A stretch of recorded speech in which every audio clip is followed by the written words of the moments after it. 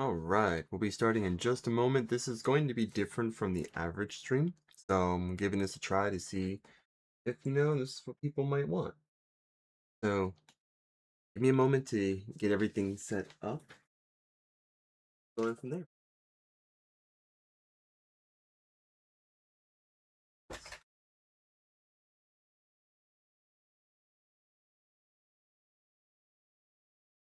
Okay.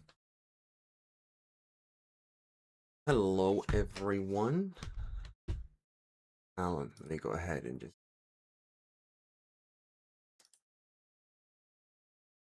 size a little bit. There we go. All right. So hey there. We're actually going to be doing something a bit different. We're not going to be really playing games, so to speak. We might do it at the end, but decided to try something different here. We're going to kind of dedicate this stream to doing some like tech upgrades slash repair jobs. So we're going to have a couple computers. Maybe we could fit in 3 point. I have disabled chat from showing up in this stream, at least this time around.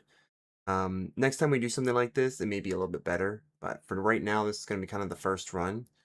So I am going to disable it for now. Plus, I may just use the recording session essentially to go ahead and turn into a video. So we're going to get started. So I also have OBS in front of me, by the way, so that way I can actually look at all your comments from here. So unlike the normal streams where OBS is off on the right, because we're not directly looking at the screen itself this time, we're having an overhead uh, webcam. It's gonna be a little bit easier for me to actually look directly at you guys instead of putting you off to the side and then going from there, where that would be more advantageous. But yeah, we have a Asus ZenBook Flip S, I think is the specific name or nomenclature. This computer, there's really nothing wrong with it, but there is one thing that's kind of off. First things first, we're going to be doing an upgrade with this. So we're going to be taking this 500 gigabytes SSD, and we're going to be upgrading it to a 1 terabyte. Let me see if I can find it for you. Yep. On here, I don't know if it's going to be able to show you properly, but there is, this is a 1 terabyte NVMe SSD. So I've already preloaded Windows on here. I've actually cloned this drive here onto this. I actually have the software here. I used Acronis to clone. I did it in the past. It was really seamless. And this is going to be what we're going to be using to essentially upgrade our system. But the issue I had here is that one of the jobs that I applied for was an independent contractor for IT work, and they want us to supply all of our own tools. So no problem there. I can go ahead and work with that. I got a whole tool bag full of IT related tools, and I even purchased some. But one of the main issues is, of course, supplying your own computer. And out of the computers I do have, I have mainly 3 computers that I would essentially use. Problem being is that one of them can't really use because the screen doesn't work. That's kind of an ongoing issue. Once I maybe find out what's wrong with it, then I can fix that. But the other one is a bit too slow. And then you got this one. This one's actually really nice. It works perfectly fine in that sense. But it's been a long time since I've maintenance this computer. I've mainly just done like software maintenance. And second of all, this battery is starting to degrade. So not necessarily doing what it used to do in terms of battery. I actually did try a command. It's actually called the power CFG command. It is a power configuration command. So you could tell it to generate a battery report, generate various other reports, and it will execute it. And typically it will allow you to see it on like websites and stuff. It'll create its own web page for it. Super basic, but super insightful for things like this. It's also a really good way if you, by any chance, want to see if maybe you need to replace your battery. So I did find out that the capacity for my battery was lower than what I would have wanted, so we actually purchased a replacement battery for it. This is a chunky boy, and yep, we're about to go ahead and do that. So, first thing is first, we're gonna basically disconnect this battery from this machine. So this battery, this machine, and then we're going to go ahead and do the upgrade. I'm going to put this battery to the side. We're going to put this to the side. Um, the lighting is a little bit off, and that's because I can't really change the lighting that I have here. I'm kind of screwed in that area, but comes with the territory. All right, so we're going to use this toolkit. I believe it's going to be this bit. So this is the 1.3. I believe this is I forget what they call this, like a hexagonal. Probably actually Torx, really. It is hexagon. Let me see here. Test this. I want a nice firm. Perfect. Okay. Yep. So we are using a. Did get that right. We are using a T5 Torx bits. Torx bits are unique because they're actually kind of they're kind of like a star. So the star bits and the Torx are very similar to each other. The only difference is that the star bits typically have the little like dimple inside of them, so that way you can go from there. We're gonna go ahead and just start with taking off screws here. And I'm gonna put them here on the magnetic tray that I have right behind. And no, the magnetic board that's here, magnetic tray slash board, it's not enough to actually do any real harm. These are fairly like low in terms of like magnetic potency, so like you don't have to worry about losing data or anything like that.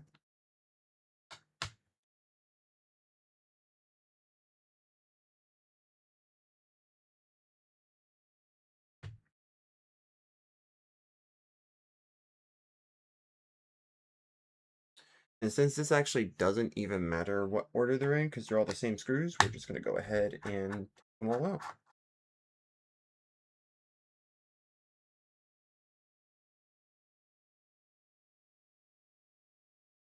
The only thing about this particular computer, magnetic tray is actually so smart. Yeah, believe it or not, the toolkit that I had purchased long ago came with this. So that is the cool thing. It's pretty good. And it acts as kind of like, I actually used this at one point as a kind of like a calendar type of thing, or also most people would probably do this and kind of like write out with the marker that came with this kit, kind of like write out what this is in use for. For like, for example, it would probably do something like this and would say like chassis screws or something like that. And therefore, when you're working on systems like this, it's always nice because you can have literally all your eggs in one square. Not necessarily a basket, but a square.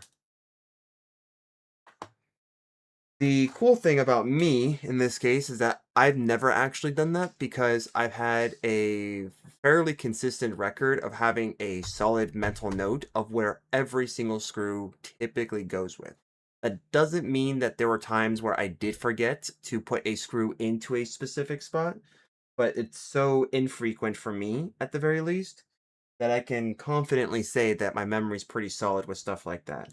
Now, that said, typically what I have done in the past, and I still kind of do today, is I will actually lay out the screws as I took them out. So because this doesn't really matter too much, because these screws are all the same size, so it really doesn't matter in this scenario. But if you do have screws that are in different sizes, then it would behoove you to go ahead and kind of do what I'm about to do here. So that way you can kind of give yourself a mental note. That being said, doesn't always work for because everyone is different, but it definitely has helped me when doing repair jobs. Hence why, like, for me, I could basically go without having to label everything because I'll do something like this. So I know that there were four four screws on the top, one screw in the middle, and then four screws on the bottom. So I do this, and this pretty much helps me out. Listen to you. I will read the Court of Owls saga. Yes, 4 skulls and 7 years ago. Took your inspo. Yeah, my inspiration from TED Talk. We're gonna go ahead and take this out. So, since I'm not gonna use my fingernails, I've sometimes used my fingernails with stuff like this, but because the clearance is so tight on this, if you can kind of look, uh, yeah, actually the clearance is right here. So because this clearance is so tight, the best thing to do, and it's advisable for anyone, is to get a spudger or a pry bar. So these are basically plastic prying tools. It is a lot safer for something that is metal. So you'll basically just go ahead and take it. You can do it here or here. I'm just used to doing everything on the right since right is my dominant side. Nice tech class Tuesday. So yeah, you'll just go ahead and take it at a point where it's like a little bit weaker. So if I were to do it here where it's flush, it's going to be a lot harder. It's possible, but you're going to possibly damage the chassis. If you go from like the areas where, like in this case, it's the hinges, there's a lot more space in between. Therefore, it allows you to kind of pry it off. So let me go ahead and kind of show you what we're dealing with here. So we got 3 things we're going to be doing here. So first things first, we're going to be doing some maintenance work. So that means we're going to be taking this. This is our heat sink for this particular system, by the way. So this whole thing is going to be our heatsink. We're going to remove this, and this is going to allow us to see our processor, which in this case is going to be a directly soldered processor, since a lot of the newer computers don't have removable processors or socketed processors, as we call them. We're also going to upgrade this. This is our NVMe. This just has like a little pad. I'm actually kind of surprised that they used a pad here for heat dissipation. They also use this as well, which kind of doesn't make sense, but I digress. And then this is our big boy. Here's our battery. So we're going to be removing this first because anytime you want to do any type of job on this, any system really, you never want power to be connected. So you always want to remove it. Lucky for us, this little guy right here is our ticket to repairing the system safely. Obviously, you do want to use an anti-static wrist strap throughout all of this. What's also pretty cool is that you don't even need to technically have a wrist strap. You can use something like rubber bands, or those like little bands that people wear from time to time. I don't have. Let me see. I think I have it in that bag. My tool bag.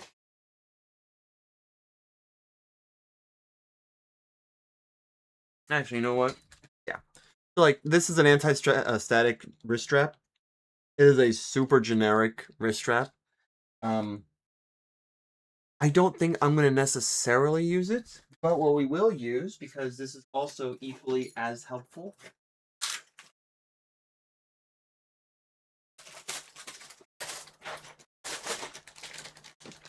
We're going to be using this, so I'm going to use this for the very first time. This is an anti-static mat. As you can see, it actually comes with a wrist strap, and this works just as well. So this is the first time that I'm doing any maintenance work on my computer in general. So this specific computer, yes. In general, no. This is definitely not. So take this.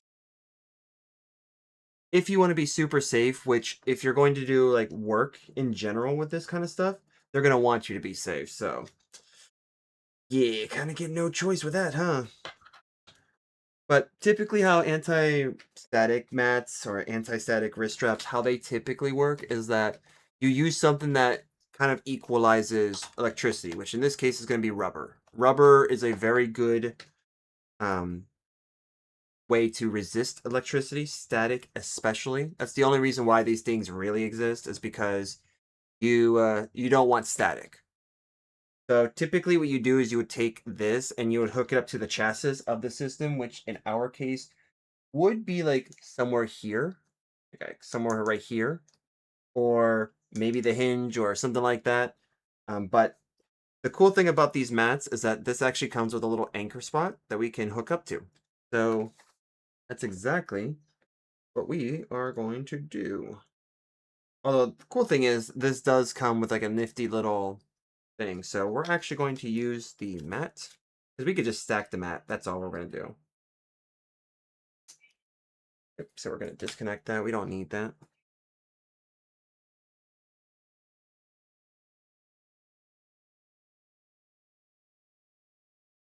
Actually really cool. Oh, actually, that's super cool. Hold on. Does this have... This will be a new feature for me. Oh, shoot. That's a new feature for me. Oh, I don't even need that. I can hook that back up. All right. So, cool thing about this. Oh, this is a big mat. Holy crap. It's almost like a bib. Look at this. This thing is absolutely huge. Oh, well, the thing doesn't like it. So you're not getting the whole view there, but you're going to get it down here. We're going to move this off a little bit.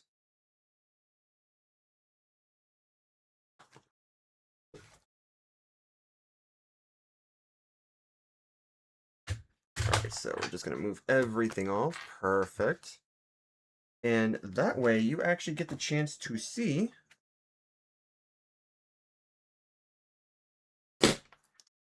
there we go. So we're actually going to be hooking up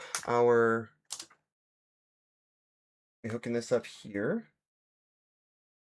And I'm actually just going to go ahead and unravel this so that way we can throw this off screen.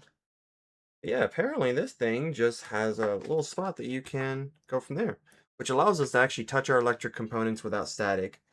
This is usually going to be prevalent.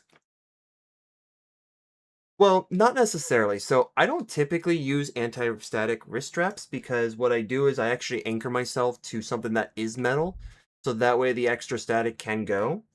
But if you're in a professional setting, you probably would want something like this. So this typically applies in the professional setting. Like, so if you're going to be like an independent contractor and stuff like that, and you're working on computers, or if you just want to be safe. In my case right now, I actually want to test this out to see how good this mat is. Because honestly, when it comes to static, all it takes is just a little spark, and that can end an entire computer's life. Because unlike us, a little spark may not do much, but for a computer, it could kill it, and we don't want that to happen. So, especially if you paid quite a bit for it, you definitely don't want this to go. Let me just see if this is the right size. Yep, we got the right size here. Otherwise, though, you could do like what I would typically do, which is just make sure you remove the battery, and then you probably touch the chassis a couple times to like remove any discharge. But yeah. Oh, this is actually too big of a bit, which is interesting. So we're going to step down to a smaller one, right? Are you really that small? I'm surprised. Okay. Yep, perfect. That's what it was. It was just the two bits I picked, which were the common ones that I would typically pick, or were just two big bits. So we're going to go ahead and take these two screws off. So, oh wow. Okay, so that's not good. We're just doing that. It's entirely possible that that's on there way too tight. So I should have just a try. Okay, may have something else.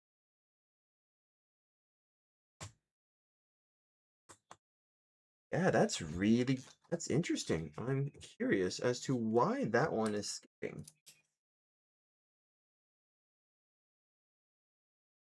Yep, okay, you actually might be stripped, which is not a good thing, but totally doable.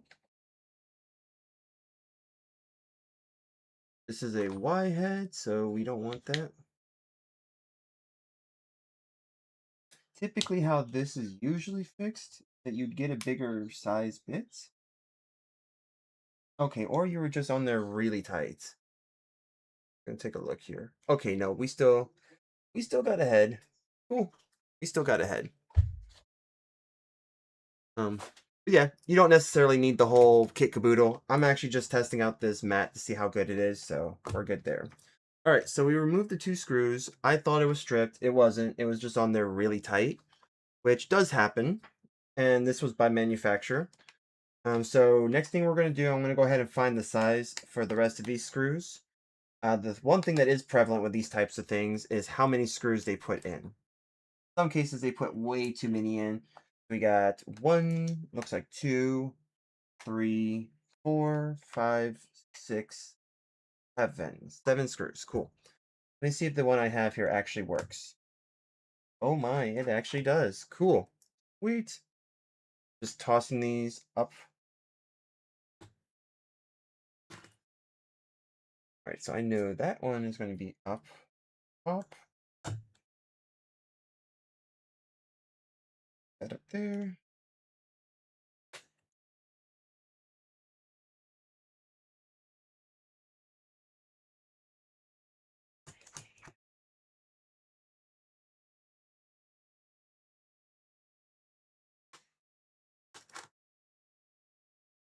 Right there. So we should be good.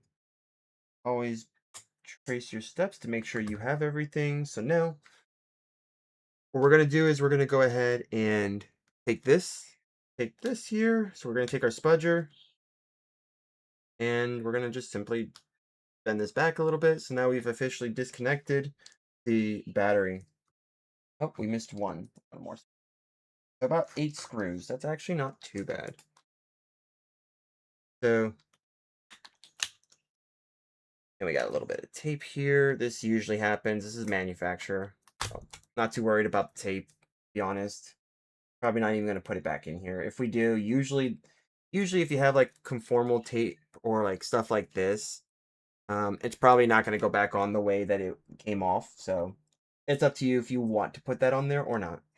So old battery's been removed. We're going to toss that aside now. So we're going to be focusing on this. So now we're going to go ahead and remove this. That's down there. Okay, and it is literally just that easy.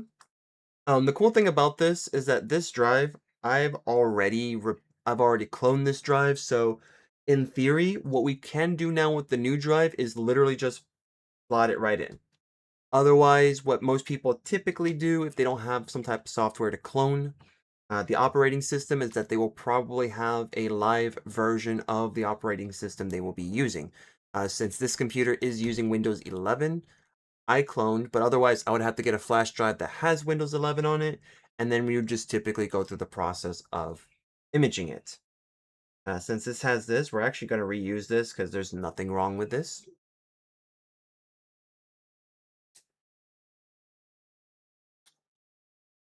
And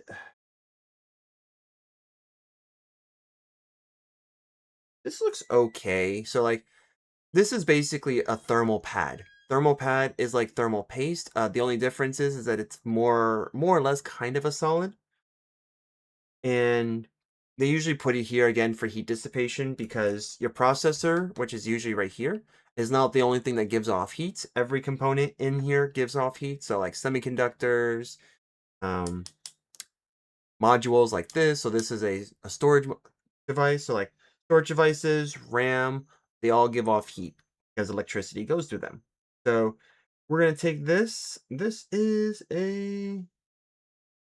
I think this is one of those like 512 gigabytes. It's not really saying it right now, but I know that this was like a 500 gigabytes, so like 512 or whatever.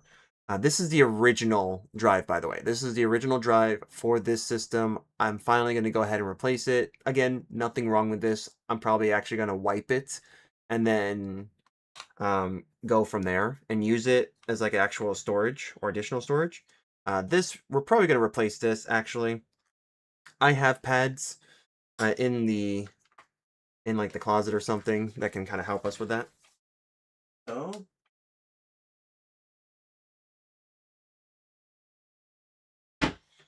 I have stuff like this. So these are thermal pads, just like this. The only difference is that I would actually have to like measure this out. So this looks like it's 6, so like 3 by 2. And then I would essentially put this on top of that cover. But first things first, go and search for the drive that decided to play hide and seek with me.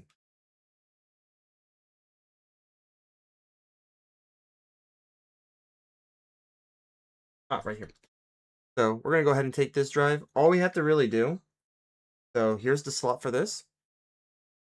I missed the beginning, or is this the laptop you always owned, or the one you recently bought? This is the one that I owned. I have owned it since. Oh boy. Let me see. Valencia, I started in 2014. 2017 is when I started UCF. So I've owned this computer since 2017. And we are now getting around to doing some upgrades with it and changing out the battery, stuff like that. So we're going to upgrade this. In theory, because I cloned this drive already, it should just be as simple as plug it in and essentially, yeah. So keep this in mind too. This is actually a very interesting thing because there are 2 types of these kind of drives. So this slot here, this key. Gotcha. This one's one you mentioned yesterday. Yes, this is my Panic Buy computer that I still use to this day. So keep in mind, this is an interesting thing about these drives. So you can actually get them as an SSD or solid state storage like this one, or you can actually get them as hard drives. They do come as an HDD variant or hard disk drive variant. There are no spinning disks, by the way. The only reason why they call it that is because it does run a little bit slower. But in reality, the interface type, which is the NVMe, this is an M key, by the way. So if you ever see a notch like this and no other notch here, this is an M key. So the reason why they say that is because of this. So even here in the back, you can kind of see that. If this were a B and M key, so like Bravo and Mike key, you would see this type of notch on the other side. So like around here. And the only real difference is that type of interface. But yeah, this is why, and you can actually see it, I believe, on the drive, where somewhere around here, when you buy one of these, it actually will say near where the golden teeth are, it'll say the letter M. So with these, you just pretty much, you will stick them in. And then from here, you'll just go ahead and take the associated screw with these. So in this case, this takes like a flat-headed type of screw. So I got it right here. We're going to go ahead and screw this in. This actually doesn't need to take much in order to like fasten it in place. The only thing that's kind of tricky is seating it, because these types of like screw heads tend to wobble a lot. So once you get it on and then you just go straight down, you should be good. And as you can see, I can put my finger under it and nothing is happening. So this is good. We're good to go here. So now it's time for us to do this, because this is actually going to be something we need to do. So the cool thing is, at the very least, they've actually labeled these. So it's 1, 2, 3, 4. So you always want to do this in like a cross configuration. These are pressurized screws, by the way. So in this case, what actually pressurizes them is not the screws themselves, but sorry, the pressurized plate. So the screws themselves are not what determines what's pressurized. It's actually the plate itself.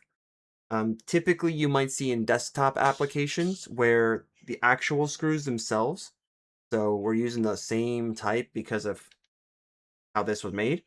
A lot of these screws will come with springs already attached with them. We probably will see something like that on the other computer we're going to be working on today. But yeah. And in this case, it looks like we might also be connected to our fan. I see we have another screw over here, so that's good.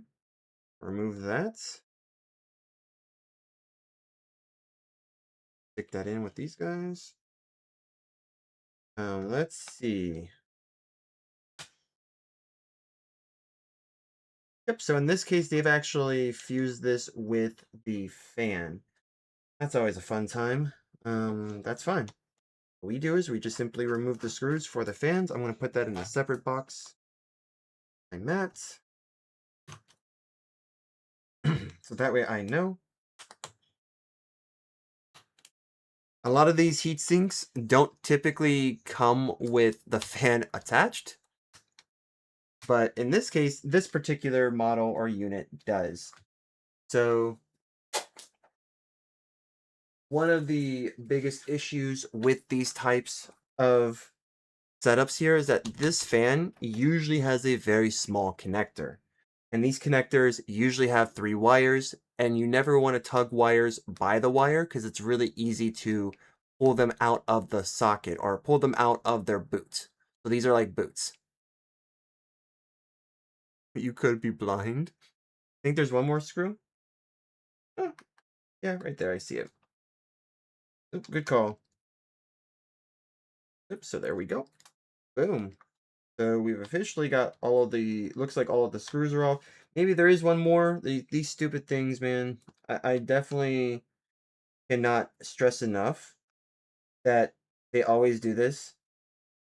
They always put these like coatings on here.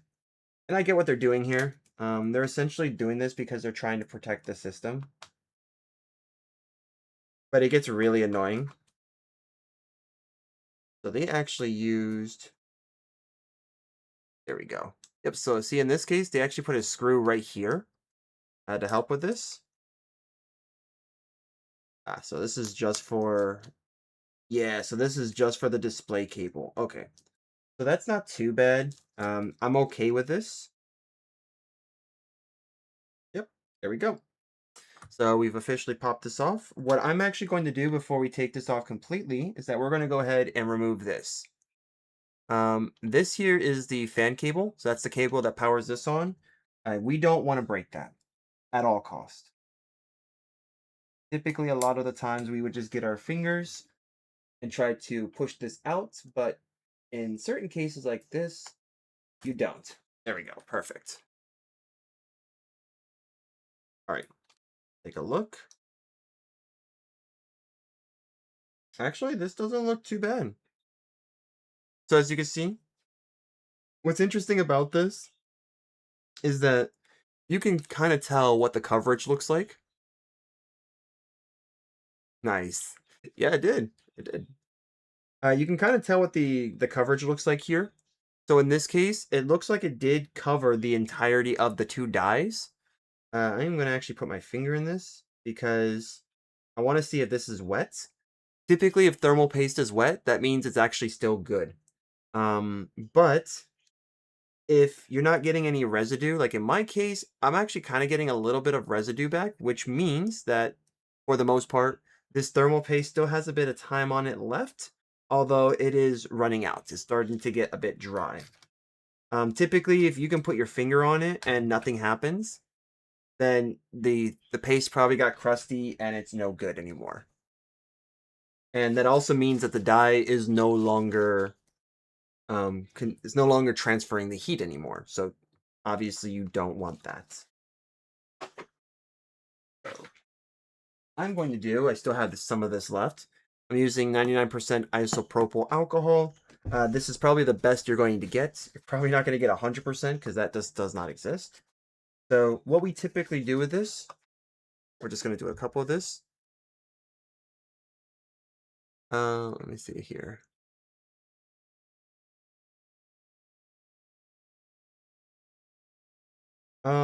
If you're talking about past, I don't know what past means in this case. If you're talking about like what thermal paste does, the thermal paste actually gives both surfaces. So we'll do a bit of a crash course here. So let me go ahead and do this.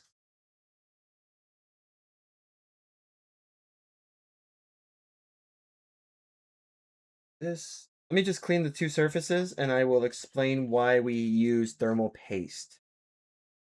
Because I think that's what you're saying. Okay. Yeah, no, you're good. So let me go ahead and clean this and then we'll take a little we'll do a little crash course on this. Same with this, we're just gonna go ahead and do this.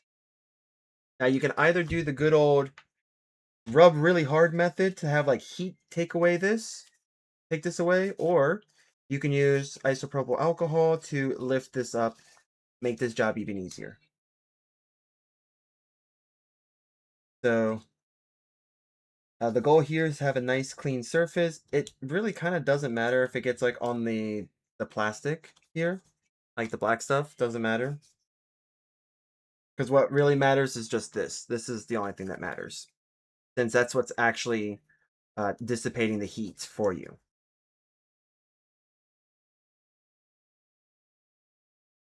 You can use, I'm using a napkin, and you can use cotton swabs. So like, Q-tips and stuff. You can actually use that. I typically use Q-tips in certain applications. You can also use coffee filters. So if you're like a coffee drinker and you have like those like white cone-like filters, it's actually recommended to use that because that actually has a nice texture to it that really does wonders with this kind of stuff. The amount of innuendos.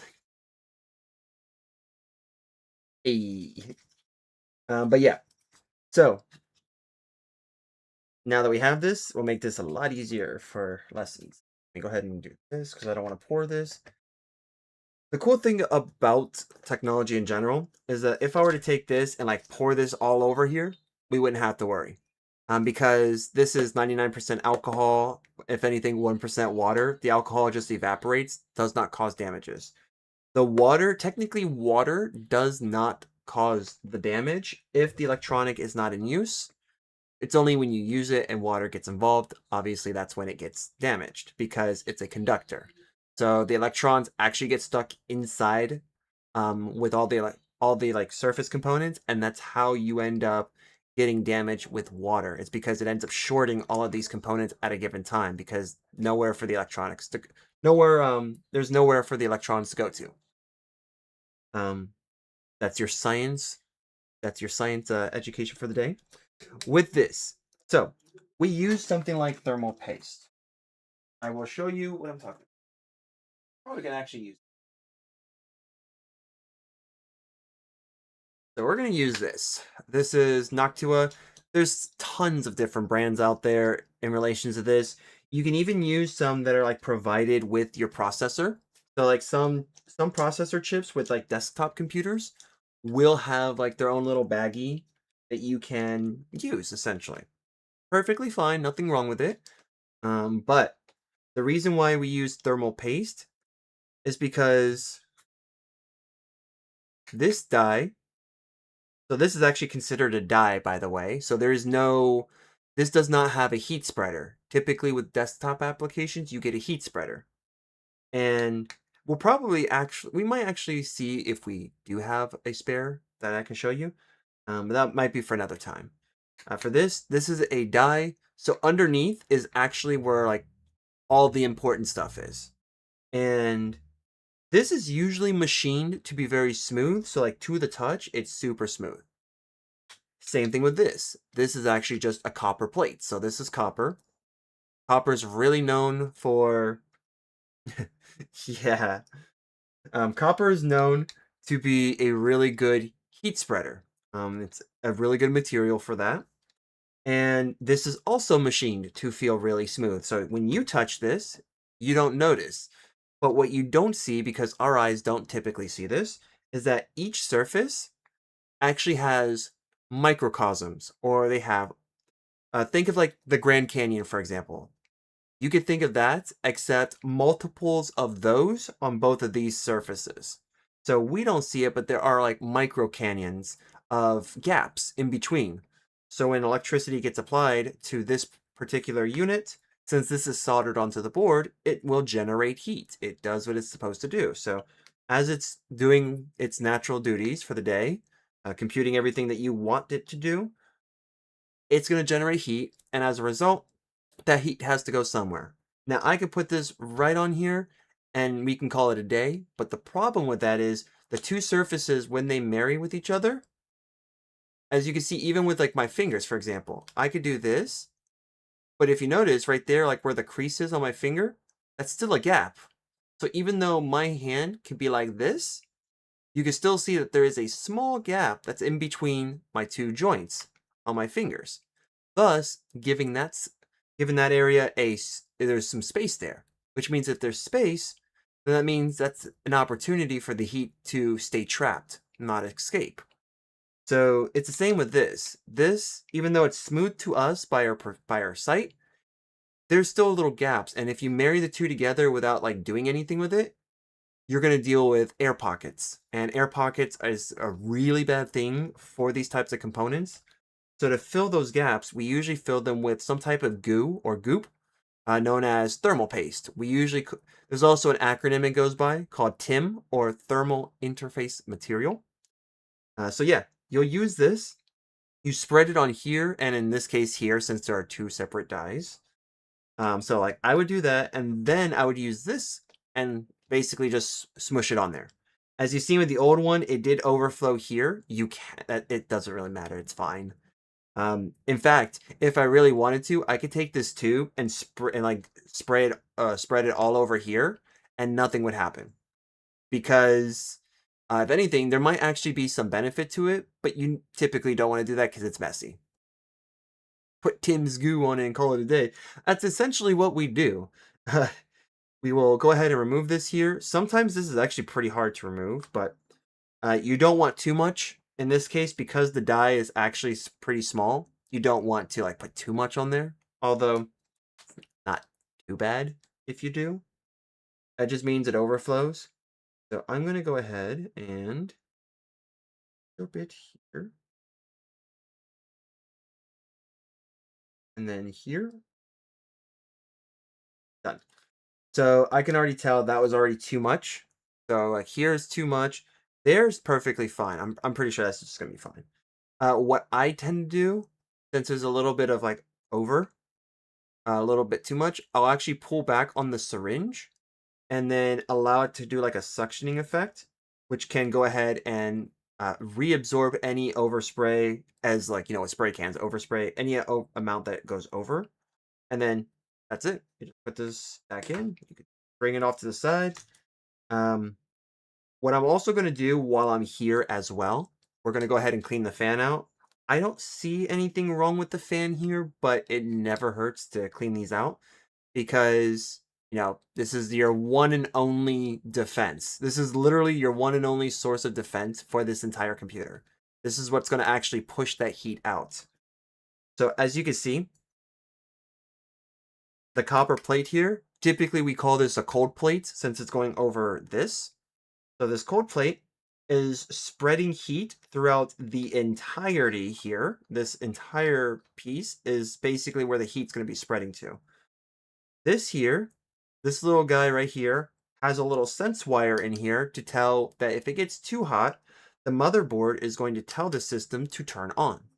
And essentially what that does is it's going to absorb air from here and push it out. Hence why we have our exhaust port right here. So air goes in from this end, and then it goes out from here. And you can see where the path is here. So what's cool about these is that some of them will have this, where like in this case, which is really cool about this system, and try to do this as best as I can. This actually, when they machine this piece of copper, they actually put a little wall here. So when this goes over, there's no air gap. So this will not have the same airflow as this because it's actually supposed to go here. So this can actually have air and push it straight out. So this little wall is actually kind of like an aerodynamic feature. It, when the air is starting to blow, it will come here, bounce off this wall, and go straight off. And now because there's so much of it, it may actually overflow here, but again, there's a wall here that's actually protecting it, so it will come out. So we're going to make sure we can clean this a little bit. Let me go ahead and get the blower for that. I actually want to try blower here.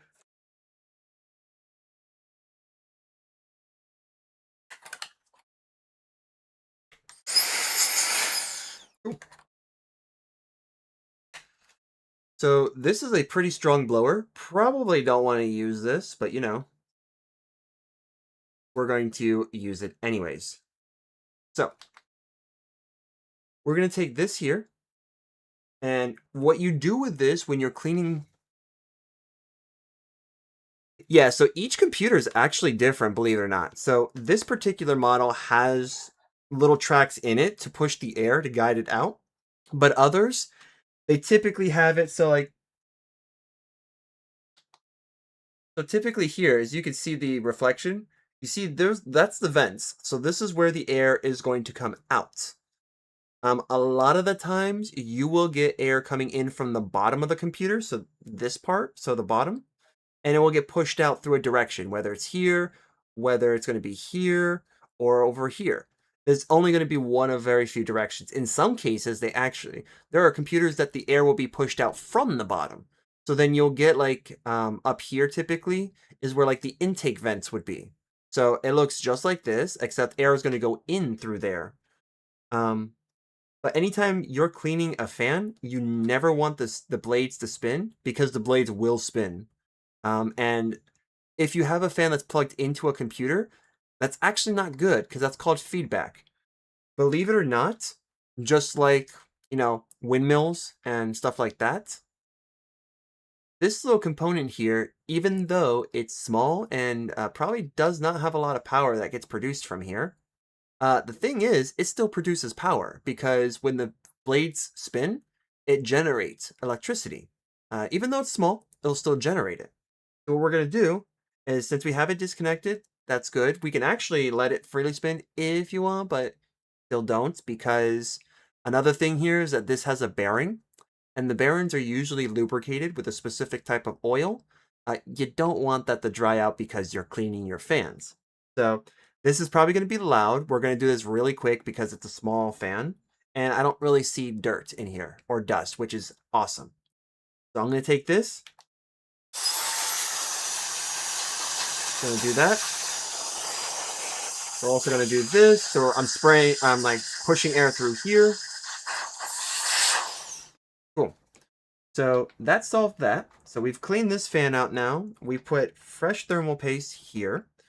And now what we do is essentially we do everything in reverse. So how we took it off, now we're going to be putting it back on. And with this, again, we're going to test this out. If this does work, great. Then the software I have actually works. Let me go ahead and actually clean this too.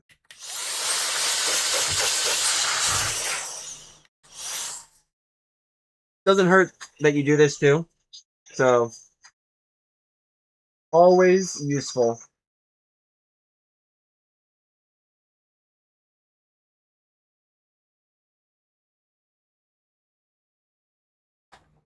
Not only do you want your mating surface to be nice and clean, but you also want to have like this type of surface clean as well. Because remember, when putting this back on, you don't want dust to be in there because that means that the dust is just going to get picked up again.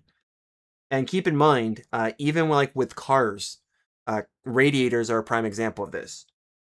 If you know when you're driving a car, radiator is there to help keep the engine cool by dispersing fluid throughout the system. It goes through there. The fans are what cools down the liquid. The liquid goes into the engine essentially through its channels to cool the engine down while it's in use. This is not really that far off an idea because we're using some type of interface that's like in between a liquid and a solid. And we're essentially using what essentially would be our quote-unquote radiator to disperse this heat. The heat will then saturate here, this activates, and then, like I mentioned, we'll push this air out. It also does it here as well. So basically, these are insulation pads. Just like with a car, if the fan blades on those get kind of get stuffed with like rocks or dust or anything like that, the bearing can actually get um can kind of get saturated with dust, which dust is the bane of every device's existence. Why? Because dust will take that lubrication and will essentially absorb it and move it. Because dust is essentially a bad thing for systems. And with electronics, it can actually help with heat saturation. So right now I am just pressing down on here. We're going to do a little bit of a lift test to kind of see what this looks like. You can do this. It's not a bad thing if you do this. So I'm now going to go ahead and lift it up. Ideally, you probably don't want to do this, but you can if you want. Oh, beautiful. Look at that. We got full coverage on both ends. That's what you want to see. This is 100% coverage. This system is going to be running pretty cool. But yeah, typically if you put like too little, then you can do this test. If you're not sure what the coverage looks like, if it covered the whole thing, then you can do the lift test. Otherwise, if you really don't care about that, then you don't have to. You could just make sure that you put enough on there to cover the surface and then just plop it on there. Most builds, I just cover the surface and then plop it on there. But, you don't have to. And then what I'm going to do now is that I am actually, since all of these are pretty much the same, I'm actually going to go ahead and start putting these back on. Actually, probably not that. All right, so not that one. Ah, that's why, because this was out of the 4. So that's why it also helps to organize things.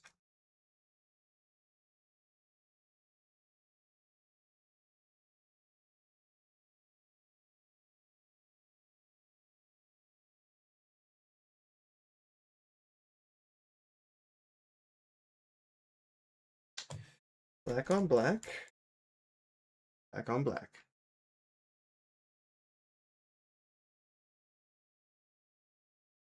Keep in mind, a lot of these components have the same size screw, like the same diameter. So in some cases, you can accidentally do this. But, I mean, it doesn't hurt. It's just going to be a little weird when you put everything back together. All right, so I'm going to see if you are the winner. We're going to see if that works. If not, we play around with this because honestly, again, it does not hurt if we do this. What does matter are pretty much these 4. These 4 are going to have screws that are generally going to be different than the rest of the system. You also want to do a cross formation or a cross pattern. You don't necessarily want to do what I'm doing. I'm just doing this so that way I can put them on. But we are going to do a little check here. So we're going to start with 1. Yep, 1, 2. Awesome.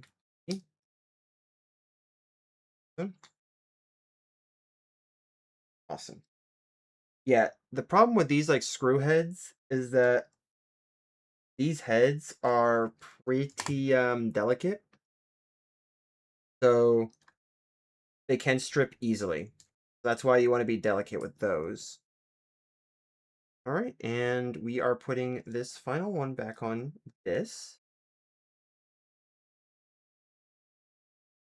And all this really is, honestly, I really didn't have to do this because all this is just a protective shield. Nothing more with that. This just helps to protect it. And a lot of the times, these usually strip anyways. They strip right here, especially if you have a screw, they'll just strip here. So we replace the thermal paste on here. That's good for us. Right there. I just want to make sure that this is secured. And sure, yep.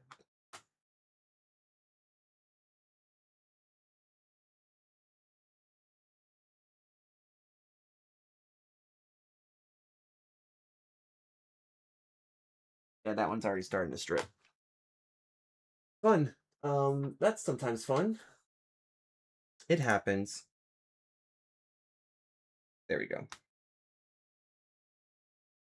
I mean, if worse comes to worse, a really good way to take stripped heads off is by literally using a rubber band. You can use a rubber band. Basically you stick it in there, like you would stick it in, and then once it goes into the grooves, then you would twist. And what a rubber band does is it actually creates that space and gives you the rotational torque that you would need to essentially remove that screw. Or you can just drill it out. I won't suggest doing that with this, but you can. All right, so now that we got that situated, we got this situated, we can actually go ahead and put in the new battery. So this is the new battery, and quite literally, all we're going to do is just plop it in place.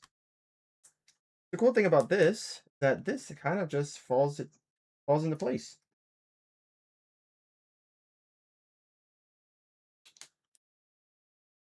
Yep, there we go.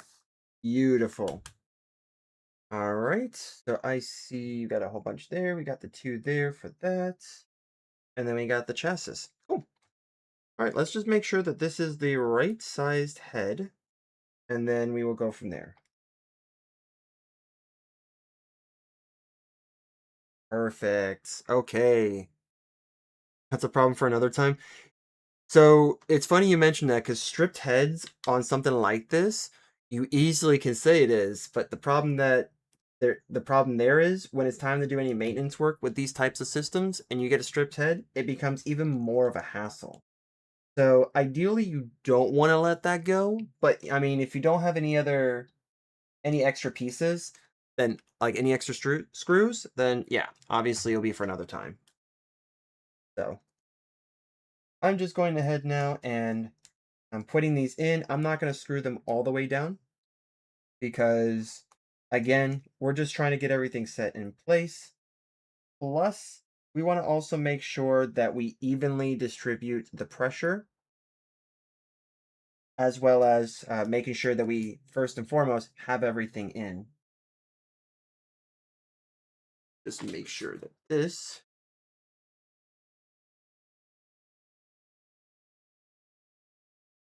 Okay, cool. Read that. All right, so that is because your here.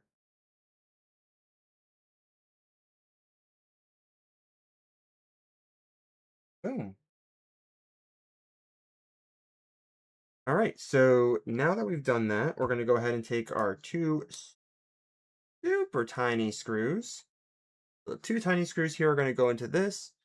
So this is kind of like we're actually, anytime you reintroduce power back into a system, which is essentially going to be with this battery, anytime you want to reintroduce power back into a system, you want to make sure that at this point you are like neutral, because the last thing you want to do is have something happen. And what's interesting about this is that this particular type of connector, you're probably not going to see it very well because these are like very small connectors, but these types of connections are very, very finicky. You can easily break them if you don't know what you're doing. You want even pressure to be applied with this. So if it doesn't go in, we're just going to simply move it a little bit until we get like a nice little click. Go ahead and check here.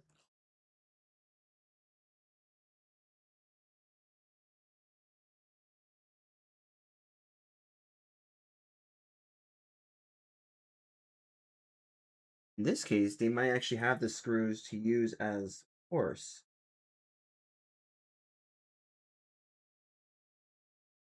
Or is it?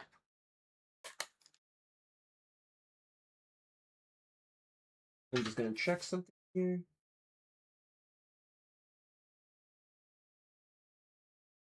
Yeah, so that's what they did. All right, so in this case, this particular laptop, they have it to where you actually have to place it in there and then you have to screw it in. Okay, that's fun. So in this case, I want to make sure then that we have the proper size here.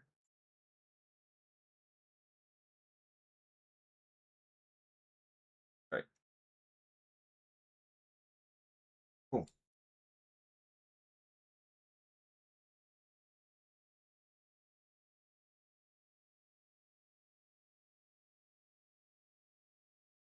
And again, these systems with these types of heads are usually very small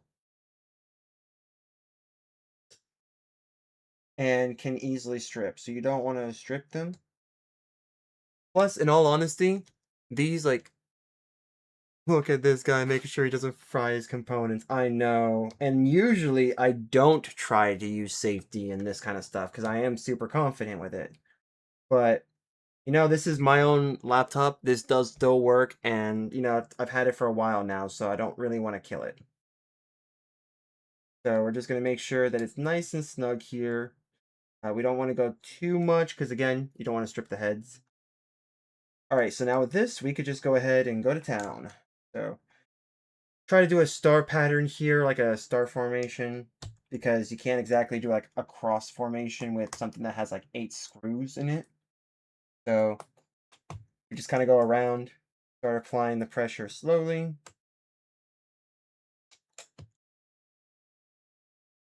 Yep, there we go.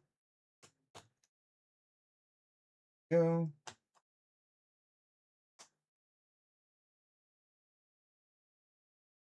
How are you doing, man? How are you doing?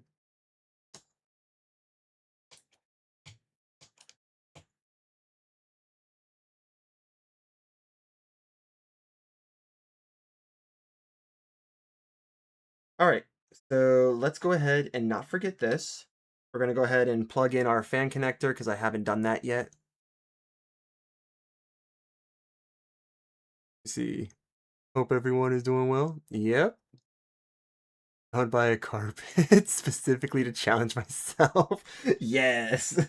Yes. Let's buy a carpet in the middle of Arizona. The dry state. It'll totally work, right? All right, so we're gonna go ahead and plug this in. Really just increase the challenge.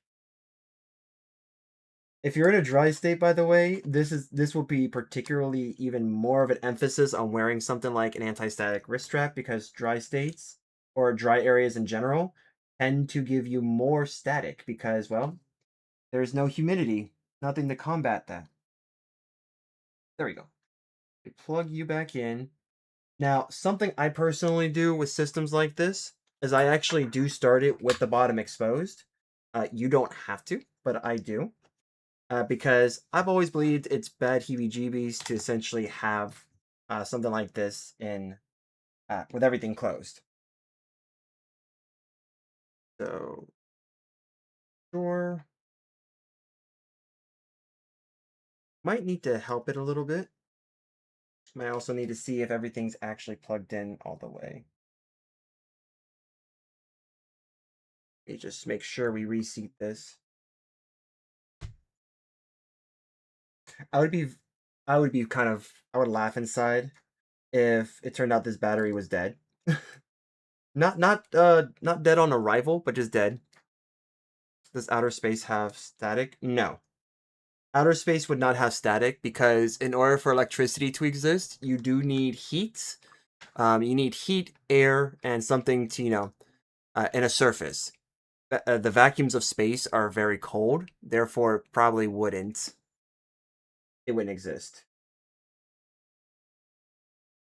Can you still get static electricity to like transfer everything in space? Probably. But given that it's in a vacuum environment, so basically in a very controlled esque type of environment, I do not believe you would get static electricity.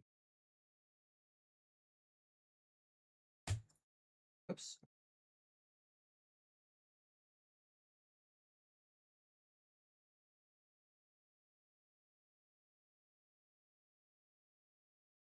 I wouldn't doubt it. This battery's probably just needs to be charged, but we're gonna test it. I'm just making sure because typically, if you ever buy batteries in the market, they usually are supposed to be about like 50%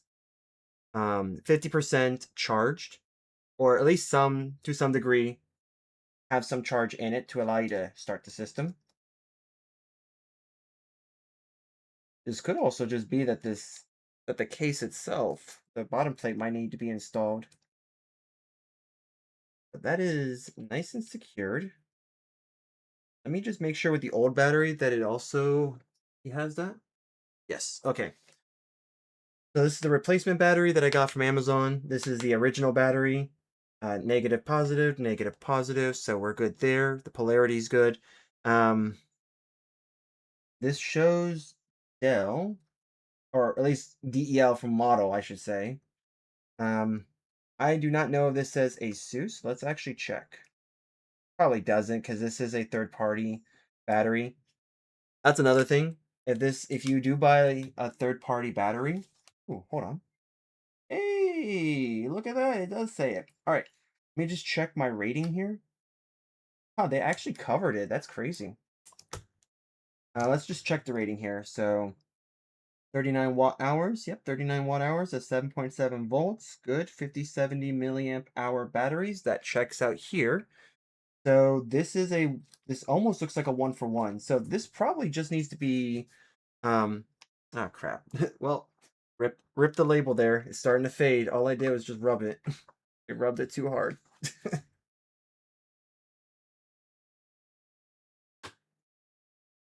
Yeah, let's just do.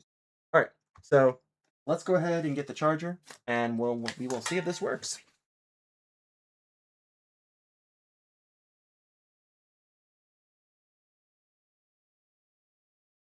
This comes with this type of charger, by the way, guys. So, USB-C. Let me ask NASA real quick. Google states low gravity environments like the moon, dust particles can become highly charged and stick together or cling to spacesuits. Interesting. Yes. So static has to do with electrons, yes. Charges the atmosphere around you, therefore creating an electrical field. So I learned something new. All right, so here's what I'm going to do. I'm going to show you guys because this actually does have an indicator here. Let me go ahead and actually lower my... Let's do this. This real quick. Okay. Actually going to go ahead and drink myself. Because what's cool about this is that the caps lock here, you're going to see, once I've plugged this in, it should light up. If it does, that just simply means that the board is receiving power. We should be good. So yep, so that's receiving power in our F2. And I can see here that the light here is on. If you can look over here. So this is on. That's actually letting us know we got it. The moon is spying on us. Yes. Oh, there we go. We got life. We will see though if this battery actually shows up. So, I don't mind showing what's here because there shouldn't be much. If there is, we will. Let me check first. I'm gonna check first. Put my shirt on this, even though there's like totally exposed components. Yeah. Okay, cool. So there's nothing really on here that's bad. So we got life. What I see here. This is a touchscreen, by the way, so I can actually interact with it. Oh, look at that. You guys probably won't see it because it's too bright, but shows we're at 100%. So now, in theory, if I do this, boom, we're good to go. So now what I'm actually going to do, gotta wait. Go. Ooh, hey. Oh, there. Oh, no, you're not that hot. Okay, cool. You're warm. Woo. So it's in the process right now of like retraining the components. But as you can see, we went straight into Windows, which means that our NVMe SSD worked as it's supposed to. It is not. It's not. I don't, so joke about that. I don't usually have that kind of stuff on my computer. That's not something I want to have on my computer because, one, if I do something like this, then there's a high possibility that, you know, obviously, but since this is a brand new system, believe it or not, this is actually my business computer. So like when I go to do like house calls and stuff like that to fix people's computers, I usually use this system. So no, it will not have any of that on there. All right, so this is actually warm to the touch, so I like that. That's actually telling me that the heat is spreading pretty evenly throughout this whole thing. So that's good. This battery definitely showed up. And we're going to go ahead and click the power button again. So I do this. Let's see if this actually works. Because it definitely worked with the charger. My test is to see if it works without the charger because it should be able to start. If it doesn't, then we may need to look into either replacing the battery or uh, draining the residual amount of electricity. I find that interesting. We are having the time of our life here. Huh. And you know what? This is something that does happen. I mean, if you do buy third-party stuff or buy replacement parts from a third-party site, it can happen. What I'm going to do is just make sure that all of our cables are connected. So let's make sure that this is connected. But we do know it works.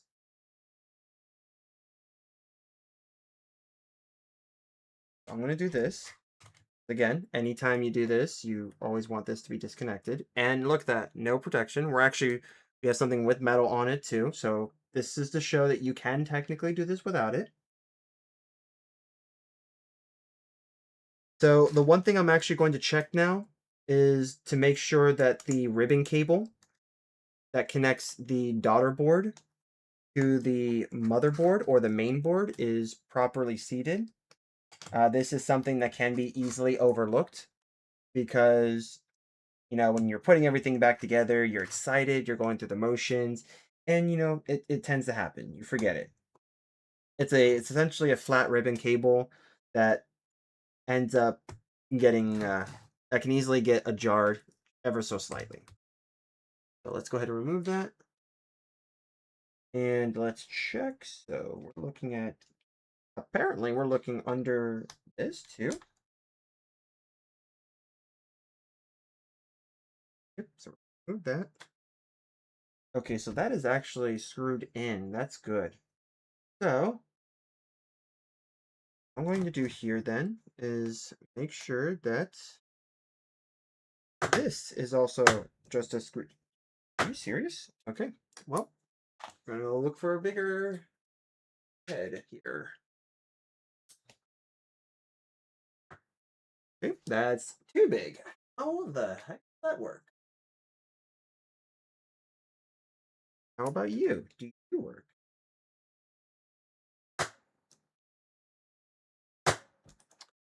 How is it that you don't do work? That's interesting. There we go. You do work. Great. Which means you should work here. Hey, and you do. Okay. These are always fun. The best way to handle hinges, up and down. There you go. And put that off to the side. Grab you.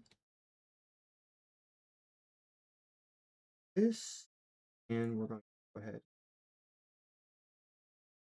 What I'm doing is I'm removing the screws from this daughter board so that way I could take a look to make sure that everything is secured there. This.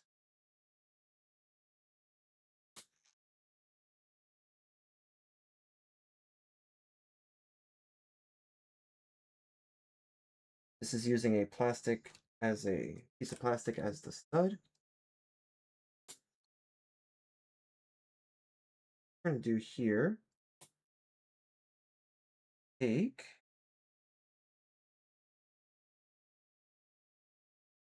here.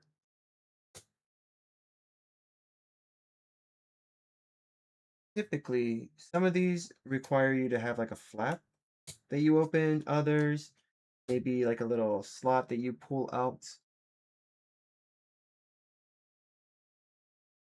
Make sure that we are doing that. Looks like it's, oh, this looks like we could just pull this. That's, yep, it's just a pull out. Sweet. Okay, so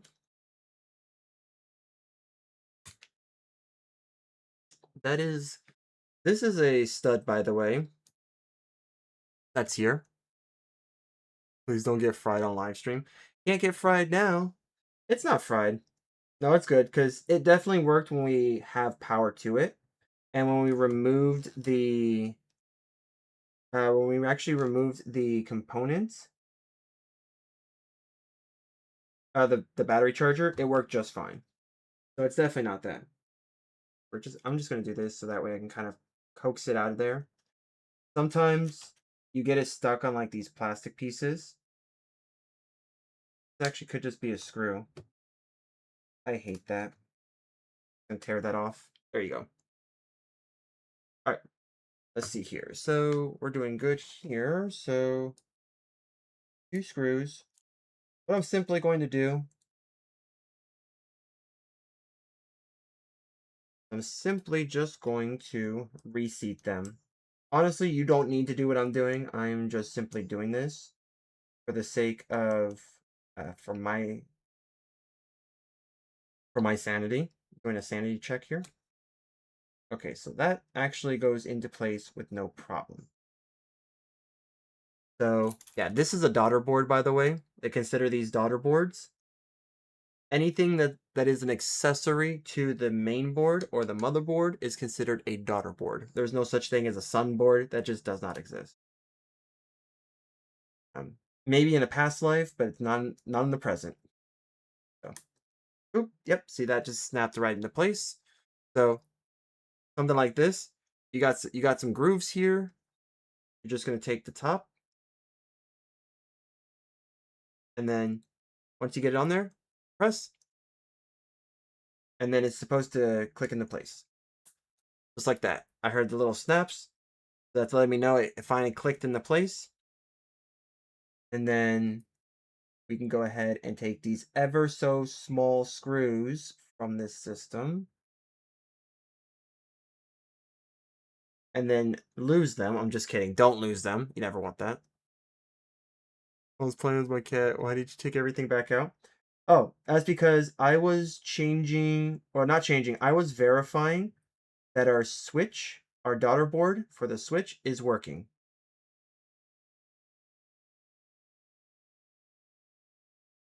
I'm going to put this back. There we go. So we were verifying that this here is working because the only thing here that connects to our switch to turn it on and off would be our essentially would be our daughter board. So our daughter board has the power switch. We need that to turn this on. Since this is not a desktop, we can't just simply short the pins to start it. There we go. This.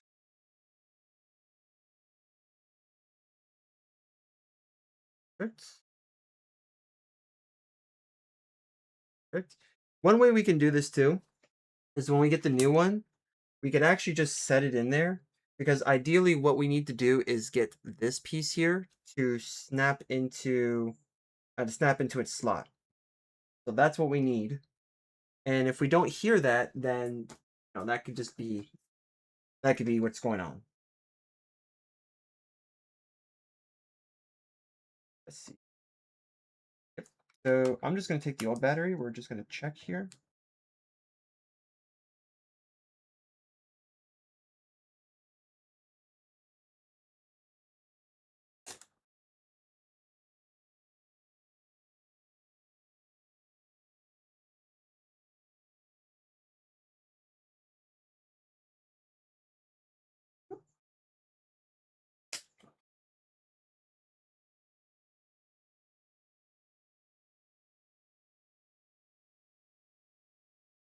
Yeah. You know what? We're gonna go ahead and put everything back together, and then I can actually properly try that out because I can't try that out like this, like I can with older laptops. Older laptops, you could do that and get away with it. This one's a bit newer, so it's gonna be a bit different. All right, so we're gonna put it back in. There we go. And then we proceed with going in reverse, screwing everything back in.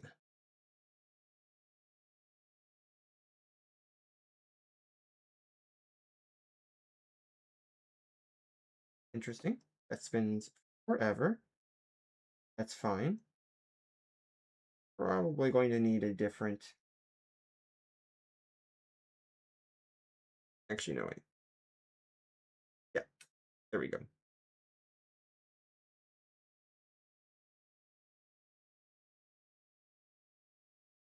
Interesting. Okay, one, two.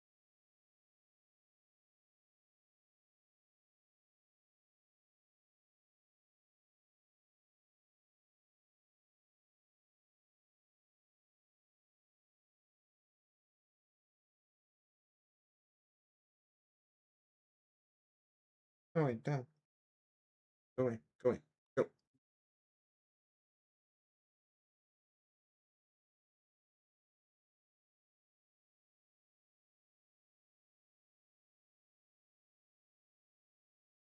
See if you actually work.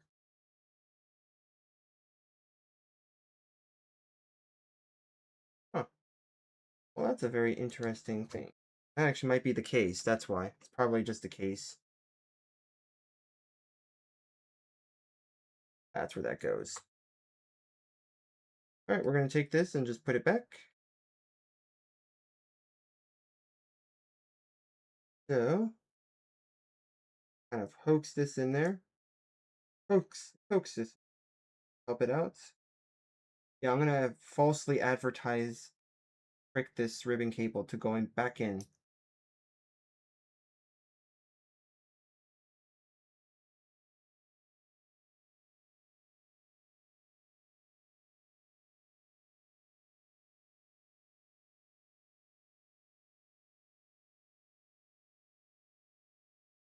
So in this case, back end goes up.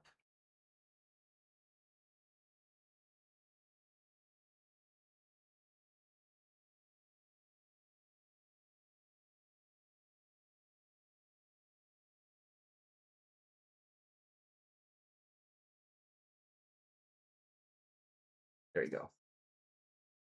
Perfect.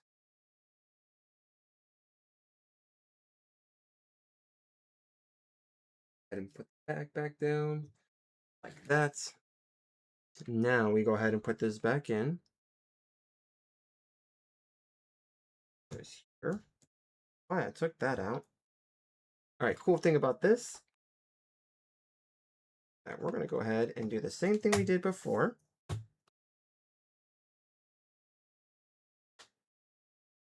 There we go. Too much play. Perfect. That. That.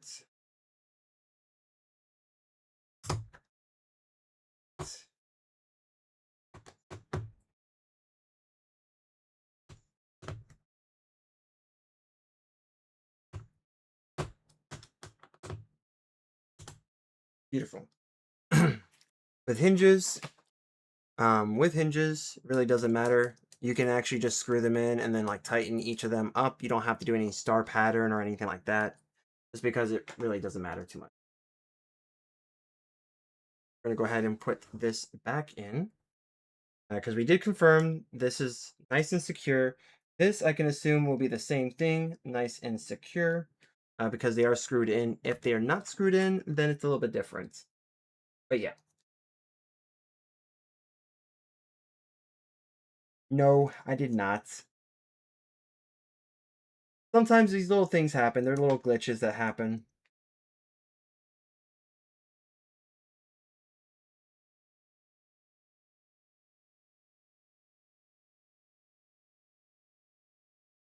That's the battery.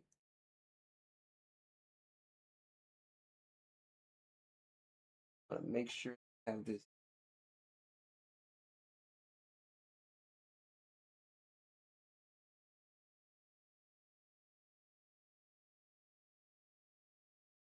All right. Going back to the small. I'll put this here so that way you guys can see the screws. Make sure I got the right size here, because again, no. And the best part about this, I'm glad that I have a screwdriver that has magnetism to it. Otherwise, this would be an absolute nightmare.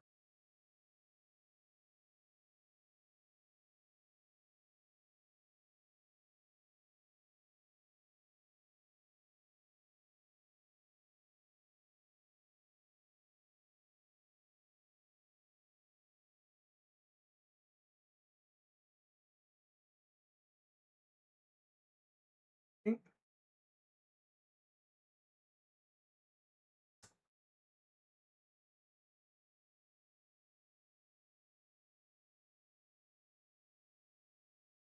Okay, so that is click, tactile click. That's good.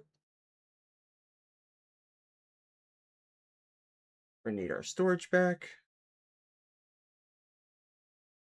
Go ahead. Get rid of you. You. Put the old one back in. Then we will go ahead and redo our cooling solution for our storage.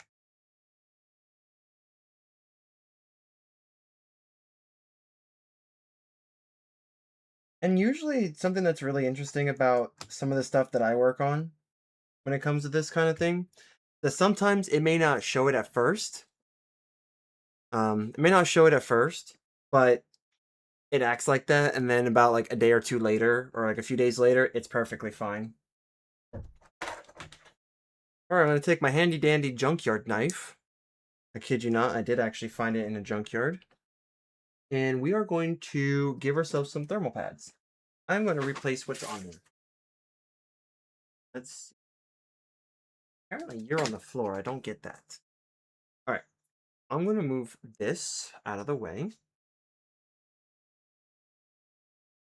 Because we're looking at this. And yes, typically with this kind of stuff, I am going to be in the zone. So if I don't see your comment, then sorry. All right, let me go ahead and do this.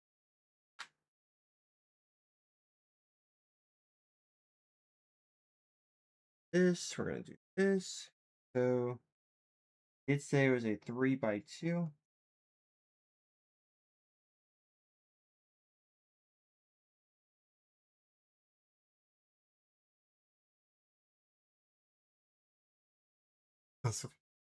Oh, jeez. That's not true. All right. So it is going to be a bit smaller. So you can see like you can see the original one compared to this. The difference is the thickness. The thickness for this over the years has flattened. So this used to be a lot fluffier, so to speak. So we're already going to have something that's going to have a much better time mating with the surface and essentially making this SSD cool a little bit more efficiently. All right, so we're just going to remove that. This is like, I guess, covered on both sides. So I'm just going to remove the plastic here. Now, you do not have to go as in depth as I am with this. I am just making sure that we cover all of our bases, that we replace anything that can potentially give us a benefit. So it was roughly around here, so that's what I'm going to do.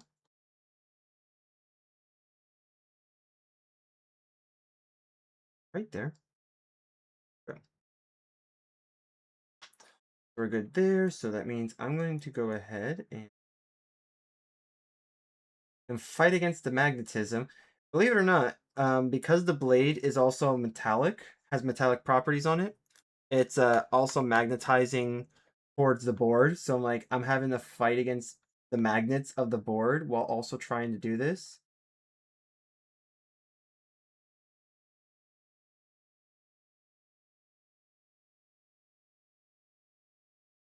This is the finicky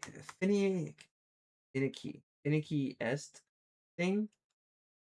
There. Yep, see? Thin layer there, thin layer on the bottom. Removed it. We are good to go now. We have our cooling. So, now this off. Put this back. Now, with our storage, ideally, you don't even need to do this really, but there are some benefits to cooling down your storage because remember, just like the rest of your system, there's electricity going through it. So if this gets hot, it could result in slower speeds. Obviously, you don't want that. You want this thing to go as fast as possible. So we try our best to give it the best possible chance at doing just that.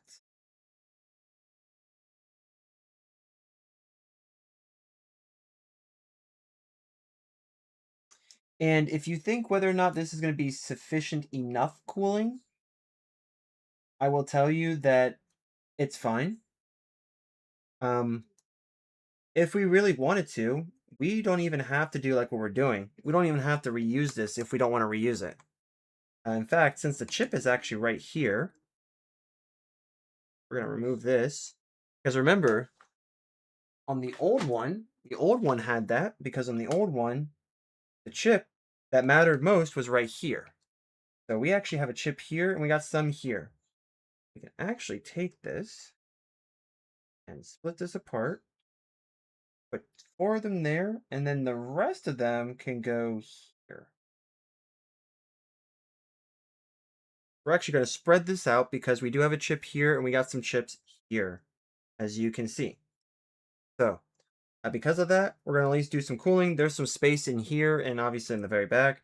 So, no need to really cool down what doesn't have electronics. So, yep, we're good there. We're good there. We might just go ahead and have to hook it up to the charger for a little bit. I'm actually going to do a test on this as well when we get this computer started. A power config test, or power CFG for short.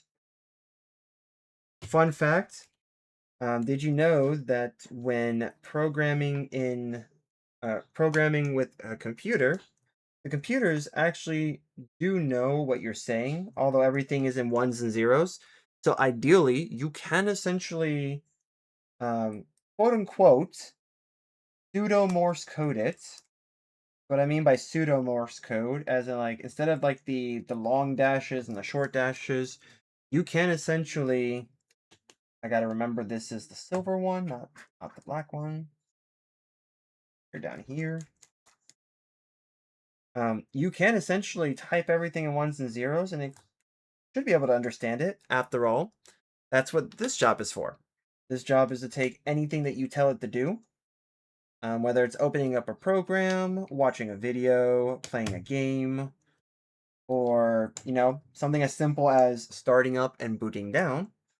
It actually goes ahead and issues a bunch of ones and zeros. Processor then will take the microcode that is given to it, which is what that is, and essentially will give it purpose. Like, hey, they're starting up the computer. Let's go ahead and activate this. turn you on. It's like, all right, cool. And that's what it'll do. It'll turn on. I'm just going to go ahead and put this back on because, you know, kind of annoying if it's not. But I don't really want this to be going up all the time.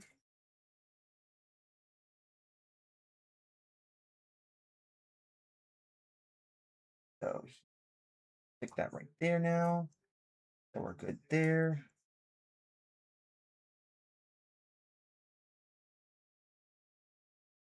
Perfect. And that too is also screwed into place, so we should be okay. Okay. You're back into place. You should be okay. You are as in as you can be. Again, this computer is just very finicky. So what I'm going to do, I'm just going to put this on. It's not screwed in, so obviously I'll need to put the screws back in after. But we're just going to put this on and go from there. There we go. Perfect. This on. I'm just simply doing a pressure test here where I'm just like pressing down.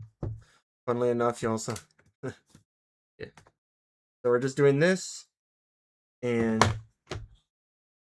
I want to see if this doesn't work, then we're going to just leave it on the charger because the charger does essentially work with the extra power. But when we do unplug it from the charger, it seems to stay on. So I'll just need to do a little bit further research, which does happen from time to time. I'm not too worried about that. So we're going to go ahead and do that. It should go ahead and turn it on.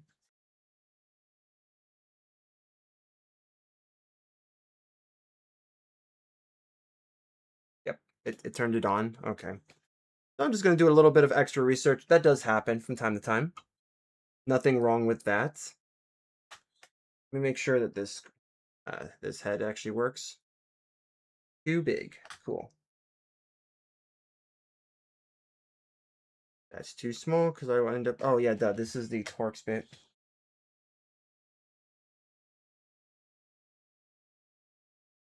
Yep, perfect. All right. There we go. So I'm going to go ahead and put this back on. So let me go ahead and put this back on, and then we will go ahead and test this out.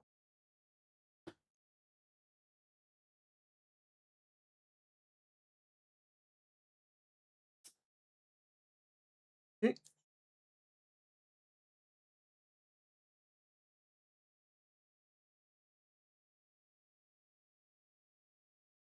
And then we will be moving on with our second computer we're going to be working on. If this happens to be something that you guys want me to do in the future, you can always let me know in the comments on both YouTube and Twitch. There's probably not going to be any music, to be 100% with you guys, simply because, you know, YouTube has some funky rules about, you know, copywriting stuff, unless I have AI do it for me, which I do have a piece of software on my desktop, that I can definitely have it generate music for. I've done it in the past with past streams, and pretty good. Does a pretty good job. I don't get flagged for it because it doesn't belong to anything specific. So it ends up being good. But it takes me a while to actually do it because I want to find something that, you know, I like. And that I think you guys might like. I'm not sure. I'm going to do this. Do this. Yep.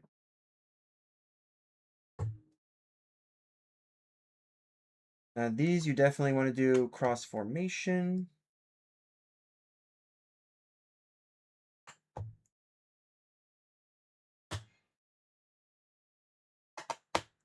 Boom. All right, so that's all the screws back on. Fine. All right, yep. looks like we're good there. I'm actually going to remove this. So now the battery is showing just the battery, which is something, this is actually really interesting. So something that's really interesting about this is that this battery, I don't think you can see it. Yeah, there you go. Well, now it's shutting off. Whoops. Yeah, because if I press the power button, I have it set up to where if I press the power button, it shuts down the computer. But I'm pretty sure there's probably like a cable or something that's not properly seated in with this computer, which happens a lot. Just kidding, not a lot, but it does happen. Beethoven. Let me see here. Do this in the future? Okay, I could definitely do that. And let me see. Sing in the background, that helps with the zen of the series. I mean, if you send me a little snippet, send me a little clip of you singing, I don't know, maybe we can get that to work.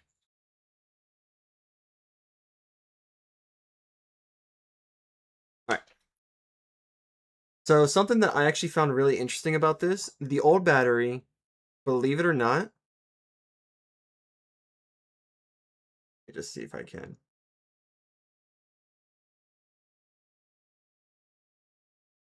Yeah, hold on. Let me actually turn this from touch mode to this. Oh, there we go.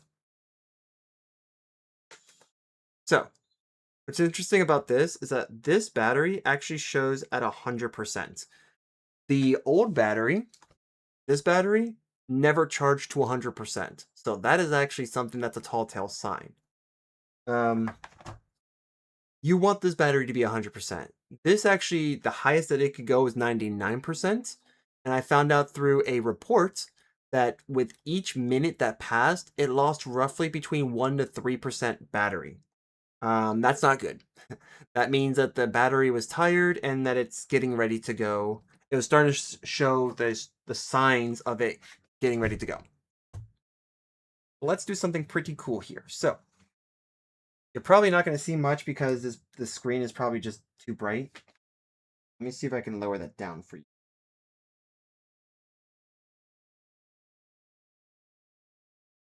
There we go. Make this a bit easier for you guys to see. We're at the dimmest setting. Cool.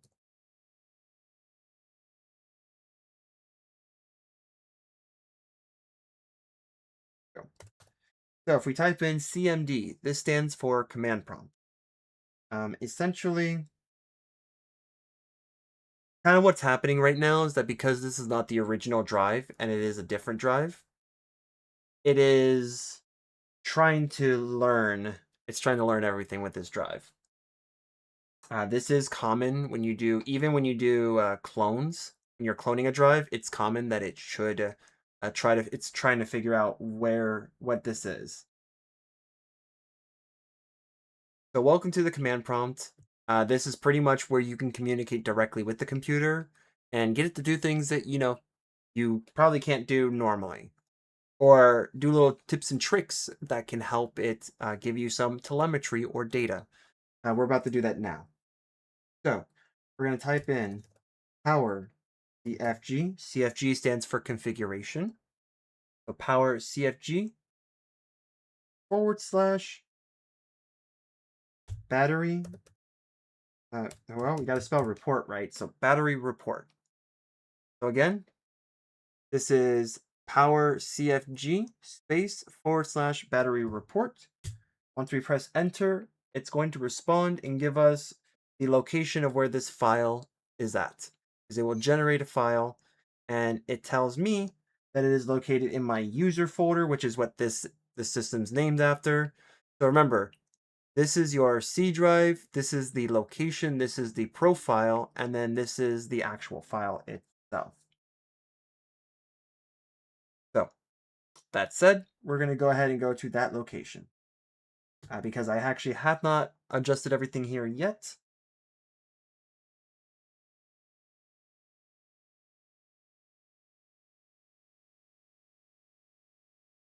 Right. We kind of skip around here. We're going to go to this PC. It does show up as 930 gigs, so this is actually pretty good. This is telling us that the 1 terabyte is running. Keep in mind when you do image a drive, it's going to take away from the overall space. You got like configuration files that are getting installed. You got the image itself, which has some space that's going to take away. So just keep that in mind. It is complaining to me as it usually does. So remember it said it was in the users folder. We're going to go to users.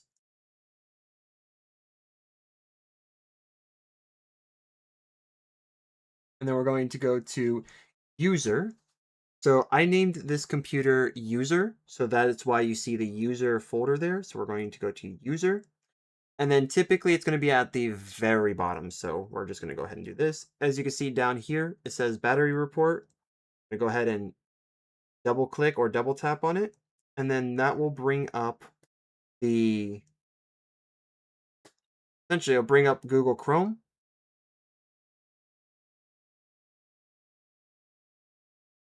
And you get this nice little page. I definitely need to clean this though, but yeah, you can get this nice, lovely page.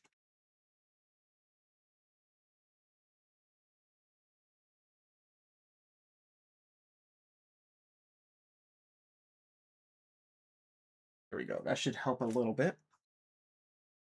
So this is our battery report page. So basically it's going to tell us the battery 1. Yep. So telling us here, we got our stats. Probably actually not reading this. Okay. I can see that. All right, so it's not really, it doesn't look like it's reading it. That's fine. We're going to actually work that out. I'm going to work this out off screen. But yeah. So typically when it's connected, you should see. So this is actually the old, I think these are the old stats. Interesting thing is that it does see that it's at 100%. Right here, that's why. That's why. So it does actually see it. So yeah, this actually is reading the battery. Gotcha. So, what's cool about this, and it'll tell you when it's connected to power. Then it'll tell you what the capacity is, and then what the actual milliwatt hours is. Because we're at 100%, it's not going to give us anything as of right now. What's cool here too is that it actually gives us a chart. So this was based off of like the old battery. The old battery used to be up here and it was going down over time. It does give you like a timestamp, so it gives you date and time.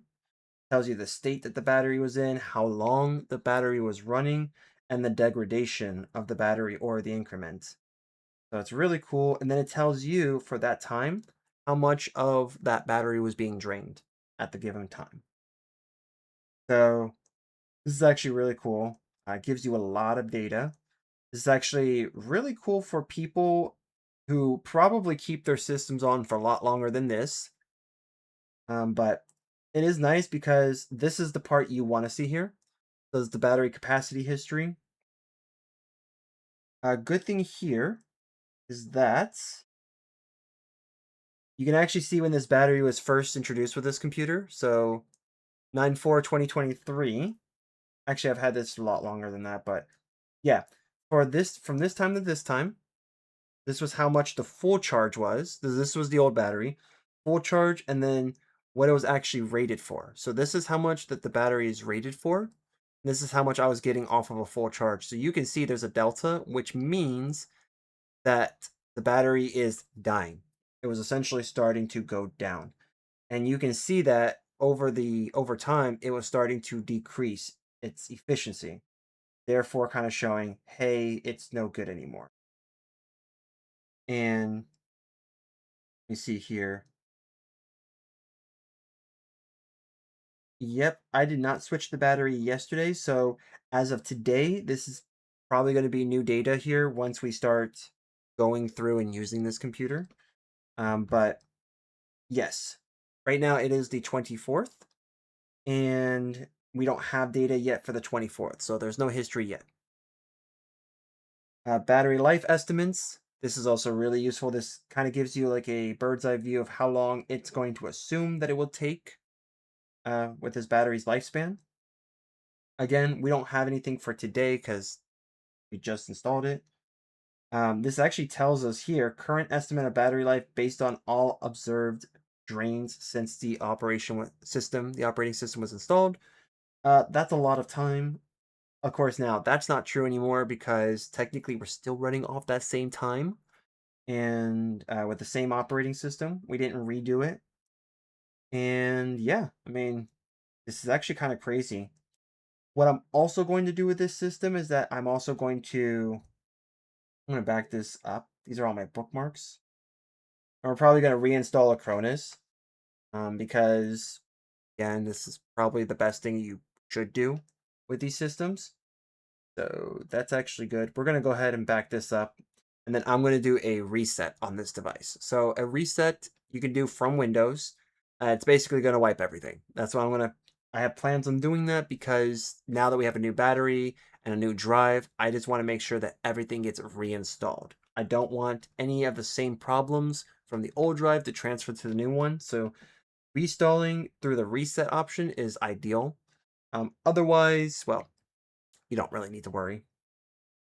Let me just see. Plus, this little delay that it has can actually potentially be remedied by just simply doing that. By simply resetting the system. I just want to test the restart function here. Again, I'm going to look more into the shutdown and start up from there, like the cold boots. Just to make sure. But let me go ahead, while this is doing its thing, we're going to go ahead and get the other computer out and we will get that prepped up because we're actually going to be doing a clean install live. And I'm actually going to be doing Windows 10 on that system because I actually want to bypass the security features for Windows 11. Although, while we do that, I can totally allow it if needed. That's going to be our drive if we have to do any cloning. This is a sled, a drive sled.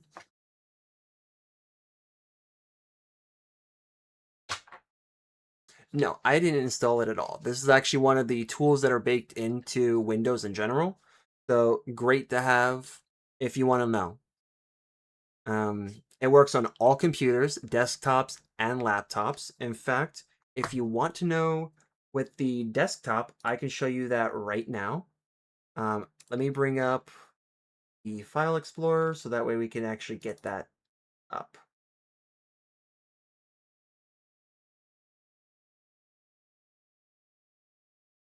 Okay. So let me go ahead and switch over real quick. I'm going to show you this here. Let's remove that. So let me go ahead and show you how that works here. Now keep in mind, there will be a difference obviously with the power configuration command on a desktop versus a laptop. Because remember, laptops have batteries, desktops don't. They have power supplies. But the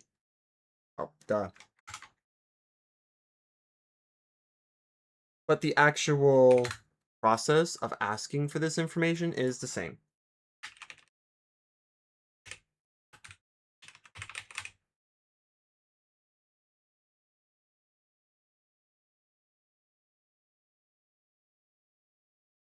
I can try to, there we go.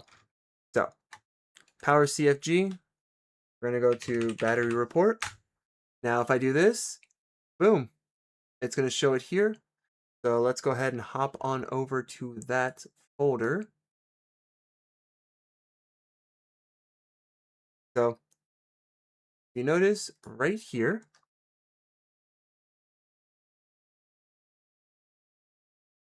right there, if I press this, where's that? Right here.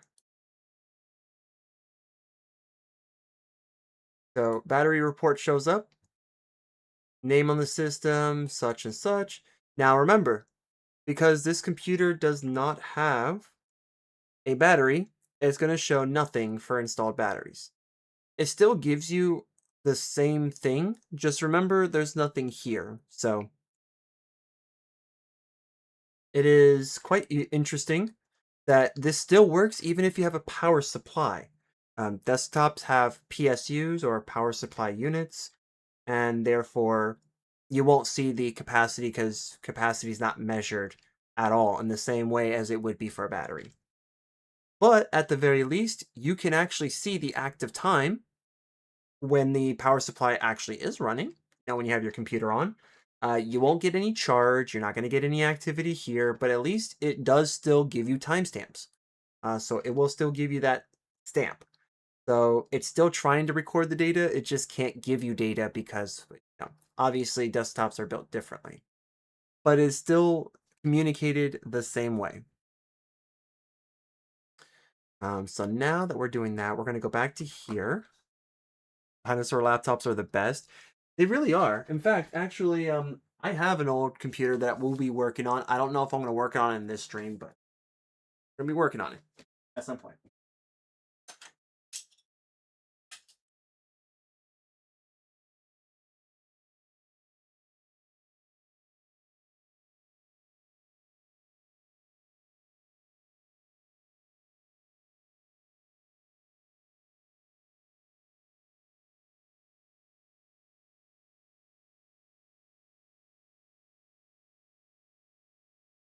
But the next one on the list is going to be another Dell. Apparently, this is not something that I had in mind. It just happened to be this way. We're going to go ahead and go through the same process, but we're going to do some upgrades. So we got some upgrades here for this computer.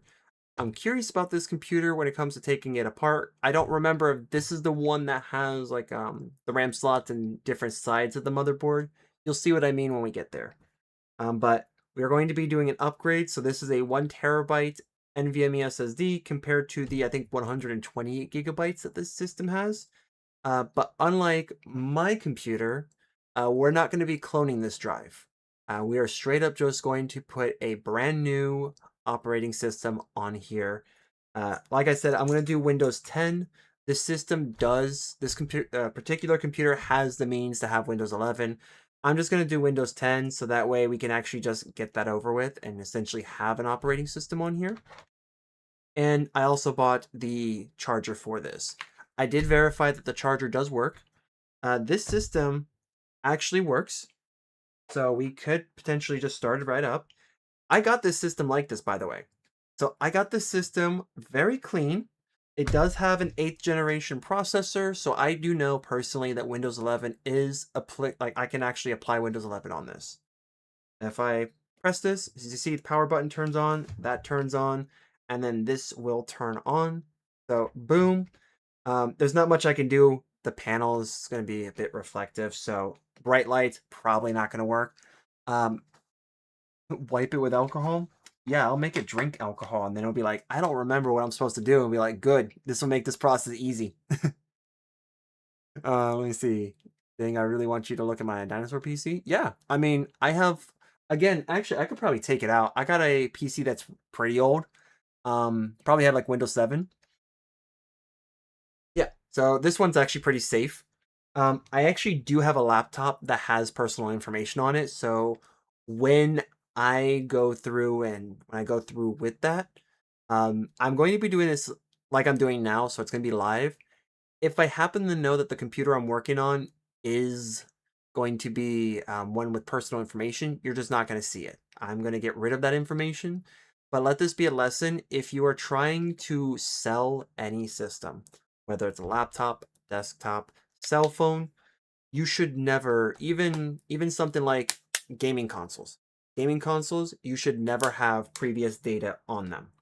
So like, unless, like in this case, unless you have like a physical cartridge, then obviously you're not going to wipe this, right? This is like the game. But if you have personal information on the actual console itself or computer, you do want to get rid of that information. Easiest way to do that is just to go to Windows, reset, and it's going to essentially guide you through the steps on wiping the system. It's going to basically rewrite everything. It's going to reformat the drive and rewrite everything with Windows. So, good way of doing that. Keeps you safe and, allows you to actually sell this computer. PC I built, I gave my daughter, I built like 15 years ago. It's still alive and kicking. Yeah, Desktop computers are really good. You can essentially do that, and then it's just perfectly fine. Because ultimately, by the end of the day, it depends on what exactly your needs are with the computer. If like you have a kid and that kid just wants to play Roblox, then guess what? Roblox is not really that demanding. Especially if you're not using mods and stuff. So you could essentially run it off of this. You can even run Minecraft off of this. If Minecraft is all that you care about, you're good to go then. You can get a potato, I'm pretty sure, and play it just fine for years on end. But yep, we're gonna go here. I'm gonna show you what this is. The cool thing, Windows 11 kind of made this easier for all of us. This needs to be updated. Well, we're not gonna do that, right? We're gonna replace it, so not to worry. This is the Latitude 3400. I am actually very familiar with the Latitude uh, series of computers from Dell. They're usually pretty good to work with, and they're pretty robust. I've dealt with their older model Latitudes, and those things don't die. You can do whatever you want, and they'll still live.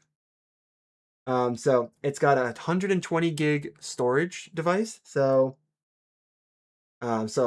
that's why we're upgrading that to a 1 terabyte, so that way we don't have to worry about that. It has 8 gigs of RAM installed.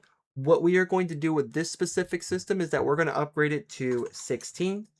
So we have two 8 gig sticks from SK Hynix, and this is going to boost it up to 16 gigs. That's going to give us a lot more. Yep. Like seriously, like if you're not playing intensive games, you don't have to worry. It's good. I mean, hey, if you like watching Hannah Montana or like shows on in general, then you really don't need much. A laptop will help you with that. But yeah, we're gonna go ahead and shut this baby down, and we're gonna go ahead and open it up and start making our upgrades. So let's go ahead and do that now. And I'm not too worried with the battery on this one. I will assume that the battery's actually pretty good. A lot of the times you don't necessarily need to replace batteries unless you yourself are seeing signs that the battery is just no good. What I found out with this is that one, I just needed to charge it, and then and then it was essentially good. Oh, geez. Let's see. PC GTX 770, 4770K i7. Wow, fourth generation. So fourth generation, dang, that's pretty old, to be honest. Actually, funny enough, so that generation, the fourth generation and the sixth generation, were known to be like two generations of PCs that were pretty good. Sandy Bridge, I believe, is sixth generation, but those two generations of processors were known to really hit above their weight class. Like they were punching well above their weight class. And a lot of people today, believe it or not, have computers that still run those. Probably not the graphics card, on the other hand, but they'll at least run that processor because it is really good. Nice. It was. Screwdriver, where did you go? My one weakness is the hide and seek that my tools play. Lovely games. Ah, you're over there. Cool. All right. So because this system is very different from my system that I have, we can kind of do whatever we want a little bit with this. Now, what's cool about this is that I'm not going to take any of the screws all the way out. And the reason why is because the screws, minus this side, um, these screws are actually supposed to be what they call capsized screws. So capsized screws means that when you remove them from the back plate, in this case, they're still in place. So they're still going to be on the case itself. In some cases, it can break. And what that usually means is that you get a screw that comes out. So that's usually what happens there. But otherwise, typically you're good to go. And as you can see, I can actually use my hands with these because the backing is actually not that bad. Let me see if we still have any more. Want to make sure we're good there. Got that, and we should be good. This computer actually came with some missing screws, so it is what it is. There we go. So as you can see, I'm going to turn this over, shake it, and we still have our screw. Like if you see right here, the screw is still in there, so that's what it means when it's capsized. It means that it cannot come out. Should not, I should say. Should not come out. All right, cool. So we got our slot here. We got our slot here with our like RAM. We're going to go ahead and take this off. As you can see, this computer is actually built differently. And what's cool about this is that this computer both has an NVMe slot as well as a sled for a SATA based storage.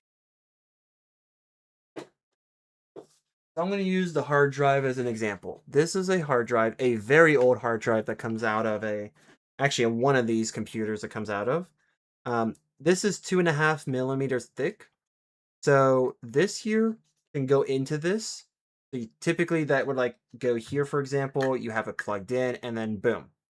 So what's really cool about this is that this computer actually has the ability to have both.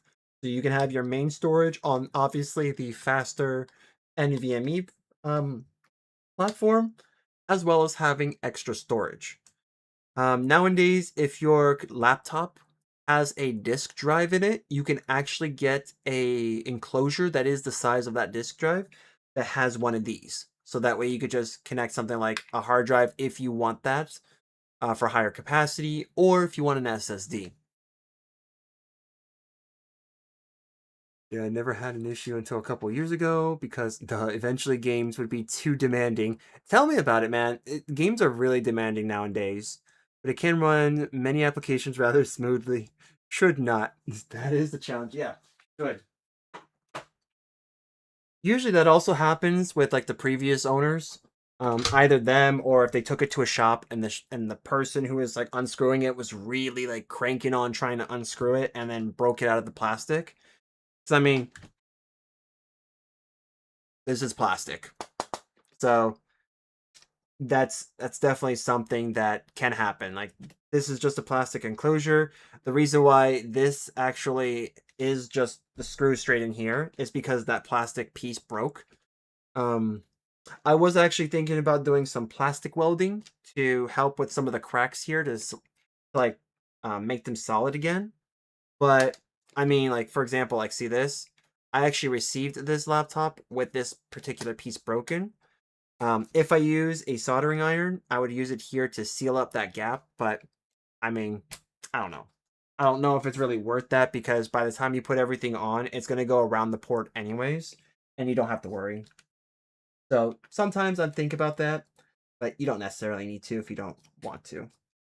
So with this, we're going to go ahead and remove the battery. So the battery in this case is going to be right here. Cool thing is, it comes with a little strap. So I'm just going to take this strap here, and we're going to basically pull.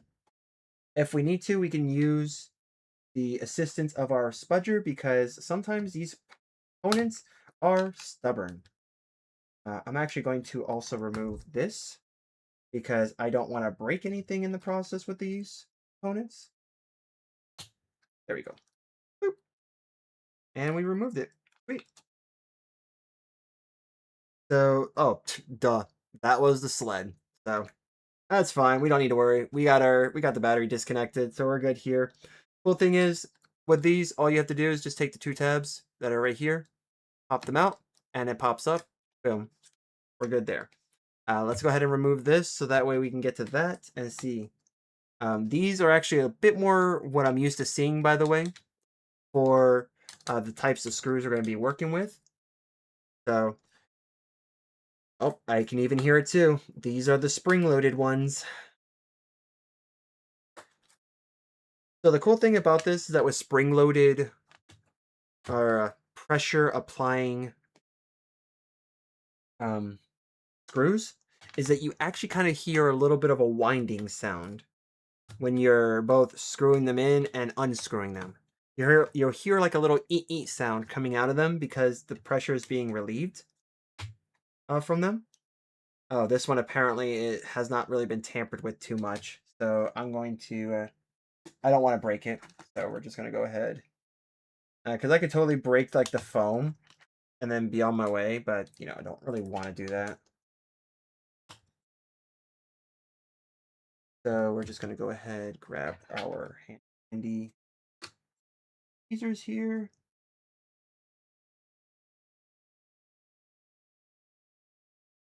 Go ahead and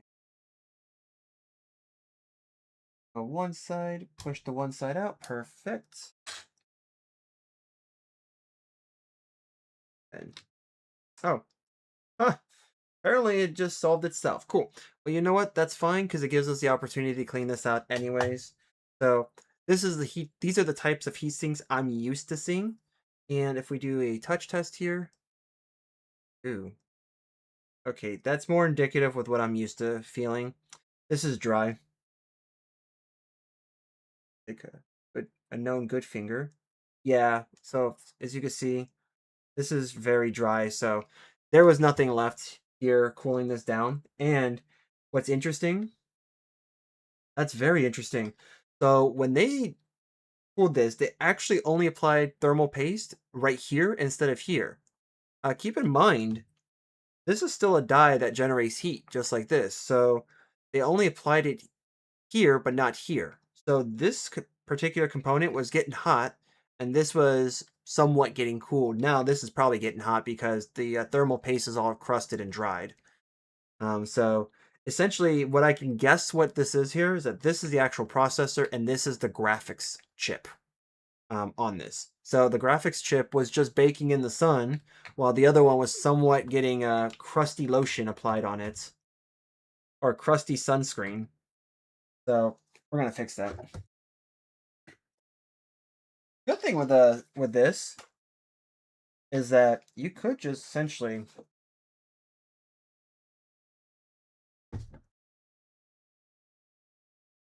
this,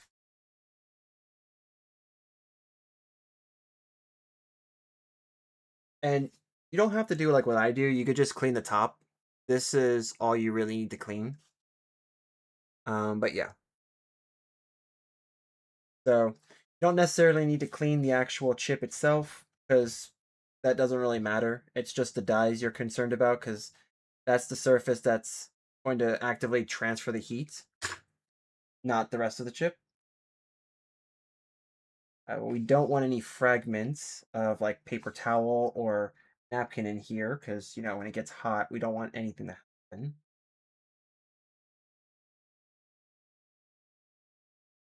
Nope. Perfect. And then here, we're going to do the same.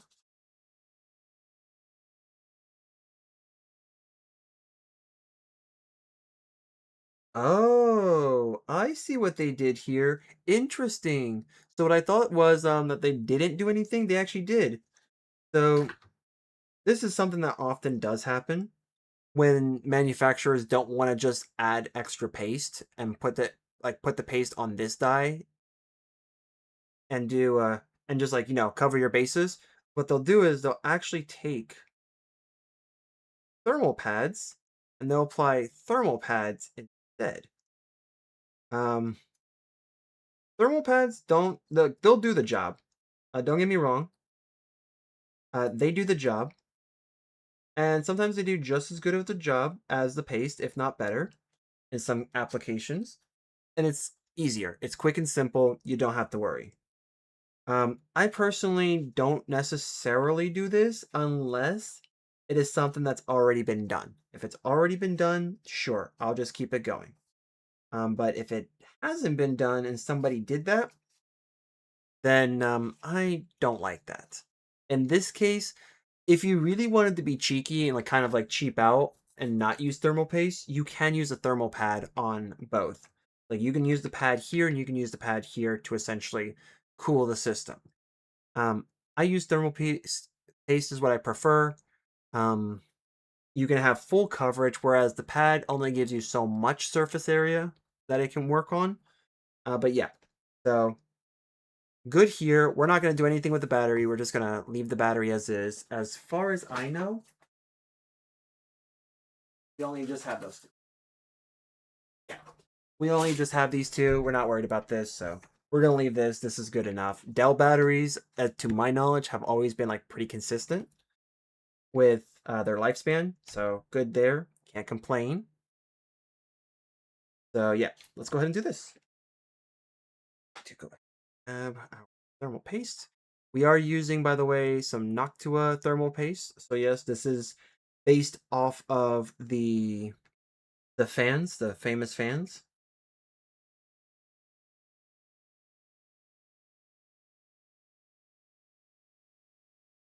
That here. Perfect. All right, so pull this syringe back a little bit more so we can keep this.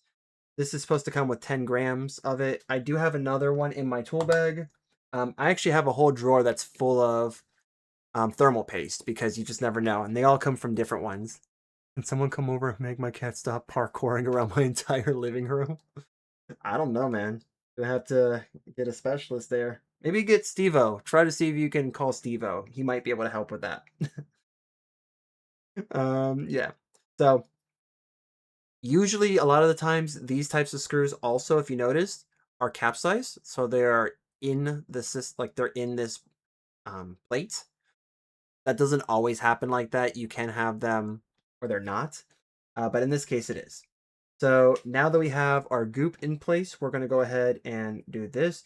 I'm not going to go and do the press test and like check because this starts pressing down the moment you put pressure on it. So how we're going to do this, we're actually going to go 1, 2, 3.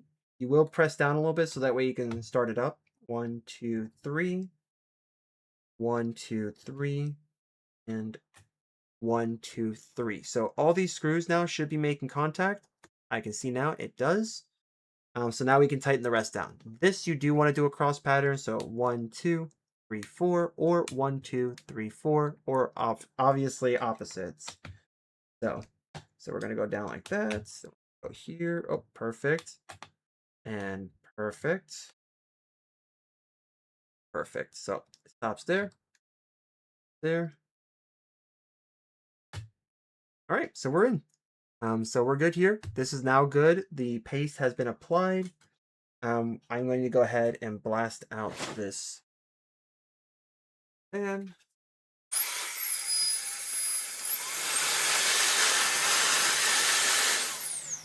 Hey, this little guy is actually pretty good. All right, so I'm just going to do this, put it back in like this. All right, so do that. Go ahead and plug this back in.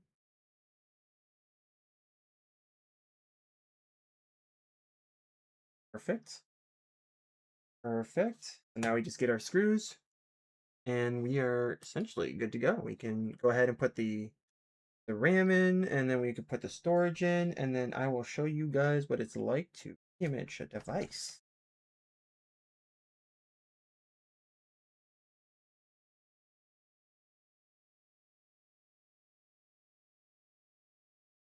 And when tightening stuff back in, kind of be careful. You don't want to strip anything. Remember, a lot of this is like very thin metal and plastic. It is prone to break very easily. Keep that in mind.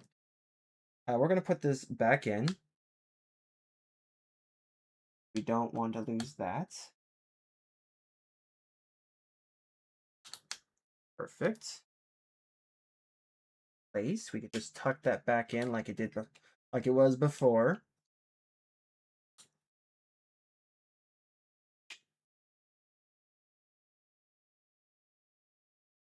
Perfect. And then now what we're going to do, we're going to go ahead and undo this. Cross this out. Put you in.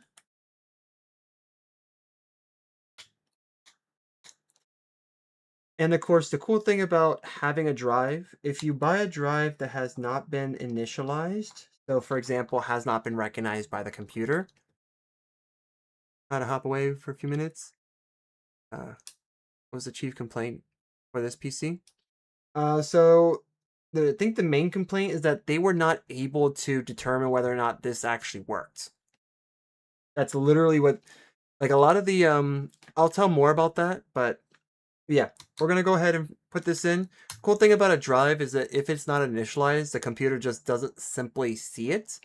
But when we go to image a computer, it won't matter if this computer can't see it, because when it comes time to going through the steps, it will be able to see that this is there, just not partitioned.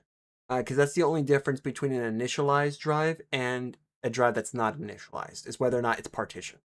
So if it sees that it's there but not partitioned, then we're good to go. Then we can just tell it, yep, go ahead and go through the process. It does its own thing and then moves from there. All right. So very interesting thing about this, RAM is always a gamble when it comes to systems like this.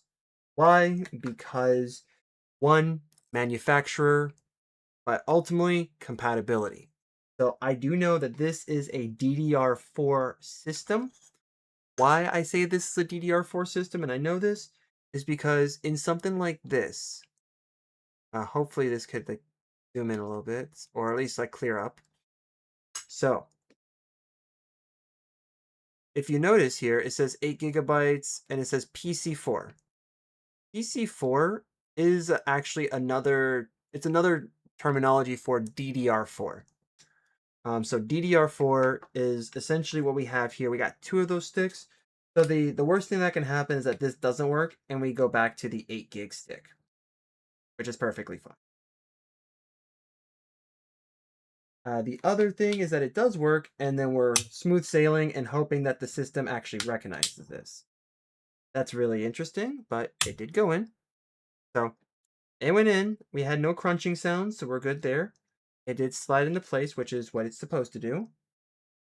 And now we're going to plug the battery back in, because anytime you do work with any of these components, whether it's this, whether it's this, whether it's dealing with this, or, anything, even the Wi-Fi card or the network card, or NIC as it's called, network interface card, you don't want any additional power cycling through these boards. Again, we don't want to short the board and, give it an early grave. So I'm going to go ahead and leave it open just in case we need to address anything, and we can do so. So press the button, press le bouton. All right, so that's on, so that's good. That's letting us know that power is on, batteries cycling through the board. Right there. This may take a little bit of training, may take a little bit of time, but we're going to see if this works or not. Sometimes these things do take time. I mean, it's whatever, right?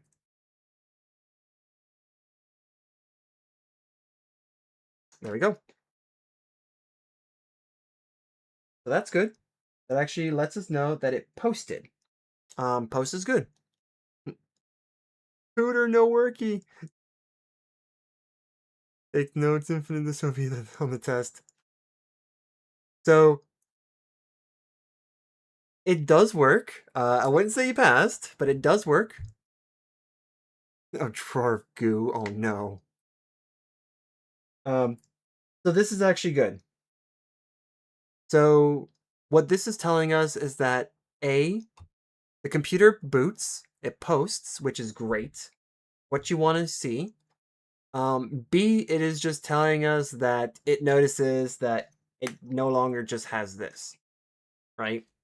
And obviously it doesn't have this, so cool. So basically what it says here, the amount of system memory has changed. That's cool, letting us know. So let's go ahead and go to, oh my, this trackpad is actually really good. Okay, it's also very touchy too. Ooh. Okay, cool. That does happen. If you wait too long, it will basically go. So let's do this. Perfect. We're in the BIOS. So it automatically did this. Okay, so one of two things. One, it went to the BIOS. So our components, I'm going to check real quick to see if our RAM is working. The reason why this happens is because we don't have an operating system. So That's why it's doing that. I also need to see, so that's why we're going to do this. Cool. Awesome. So our DDR4 is being acknowledged. We actually have all 16. We got all 16 gigs active and reading at 2400. At 2400. We're running at 2400. Interesting. So we're not actually running at 3200 like it is rated for, which is fine. Perfectly fine. With this type of thing, it's hit or miss on that. I may have to update the BIOS to allow me to run at the higher speeds for this memory, but it's always a hit or miss when stuff like that happens. The good thing is though is that we are yeah, we are working, and honestly, I'm seeing that at the very least, yeah, everything does acknowledge. So, big win here. Um your emotional support drawer view.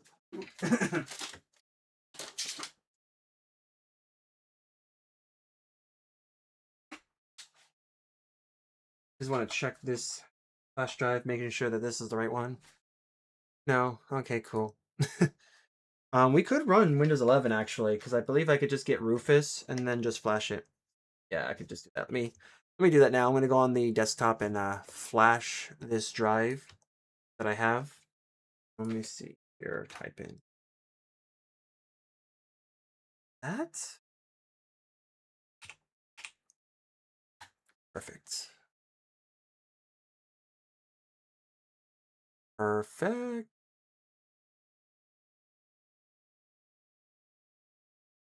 We're gonna go ahead and download. So what's really cool about this is that when you're downloading, like when you're using Rufus, we'll do this now. I'm gonna actually switch it over so you can see this. So this is actually really cool. So nowadays, unfortunately, I can't maximize this, so you might have to strain a little bit. But let's do that. But with Rufus, Rufus is one of those tools that allows you to flash an operating system.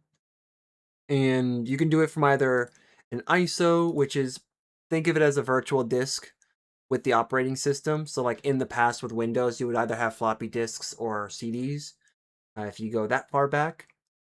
Or you can get an ISO. And we're going to go ahead and download ours. This is a really cool thing about Rufus that allows you to actually download. The only thing is you can't use any earlier versions of the operating system anymore. They kind of changed that. So we're going to go with Windows 11. We're going to continue this. So this is the latest build for this. What I specifically want to do here is that we actually want to, let's do this. We actually wanted to, we might be able to set that up. So what we want to do is avoid any safety checks. So that is something we can do here. I don't know if this is something that's going to show up here, but yes. When it comes time to actually flashing the drive, we can tell it to do that, skip the safety check.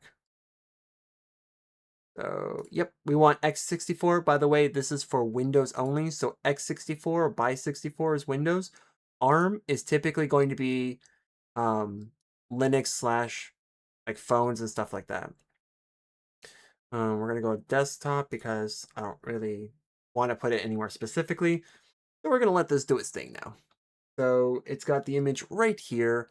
When it comes time to actually flashing my bootable drive or my disk, we're gonna do some things with it so that way we can go through that process. If it doesn't work, I have a Windows 10 USB that we're going to flash with if this doesn't work. If you didn't know, did Rufus consent to being flashed? Rufus is the one flashing, not the one consenting to be flashed. So Rufus is the one that's going to be doing that. And we're basically giving it consent to flash a hard drive, not a hard drive, a a USB drive that we're going to be using to image our laptop here. Our desk. We're going to be imaging the desk, guys. It's a new thing. You didn't know because I'm just kidding. I didn't do any of that. But yeah. 87% battery. That's pretty good. So while this is doing its thing, we're going to hop back over to the computer itself. So some things you can look at here that's really cool. If you want to essentially set this up for your viewing purposes, you can kind of look at the different things. So for example, system configuration gives you like time and date. It allows you to do like smart reporting. So if you do smart starts with this thing, so this basically it has it here. It stands for self-monitoring, analysis, and reporting technology. You don't really need to if you don't want to, but it's basically going to scan the BIOS, give you a lot of data and information. If you don't want it, you just leave it off. I don't really want it, so we're going to leave that off. This is also dealing with like a lot of the advanced features too, so we don't need to worry about that. Integrated NIC, we are going to say yes to this. So we do want this enabled. A lot of people tend to do PXE. So enabled with PXE means that PXE usually deals with servers, like that type of environment. So you can turn laptops, whether they're old or newer, into servers if you want them to. So like, for example, if you want a Plex server or if you want like a NAS or a network, like I think it's like network something, so like a network storage device essentially, um, then you could essentially turn this into that. So we're going to go ahead and go through this, kind of configure it. Data options. We could leave that on for now. So we can leave on Radon for now. Yep. So the only way we're actually able to get this to work is because of the M.2 feature is enabled. Everything else looks good. We can go to video, LCD brightness. We can actually adjust it here, which is actually kind of cool. So that's good. Security, this part, enable non-admin password changes, good. So a lot of the times these Dells have one problem. Naughty Rufus, yes. Yes, naughty indeed. A lot of Dells have this one thing that's kind of an outlier with all of them, is that whoever has these systems typically always enables the BIOS to have a password enabled, because a lot of them usually come from businesses. So when you image these and prep these up for use, you get that. And that's the problem, is that when it comes time for people like me to put their hands on these to essentially refurbish them and send them out, you run into that. And it becomes really, really annoying. And because that means we would have to do research to try to find the BIOS password and stuff like that. And sometimes it doesn't. Like sometimes you can't. And by the end of the day, you're having a hard time. So the good thing is here is that we don't have to worry. Excuse me. But yeah.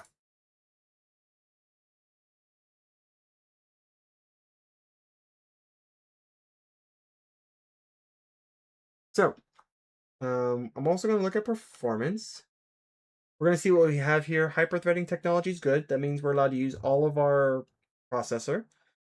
Step up is essentially another feature that deals with voltage. So consider as like a voltage regulator for this system. Yep, we want all cores, so that's good. You can actually downstep this. So you can do it to where you're running on either a single core, dual core, or tri-core. Tri-core processors are very rare to find nowadays. Even back then, they were kind of rare because not a lot of systems had tri-cores, especially not Intel. Intel mainly had dual core or quad core processors. AMD back in the day actually did have the odd number ones. So that was something. Intel also had single core processors as well.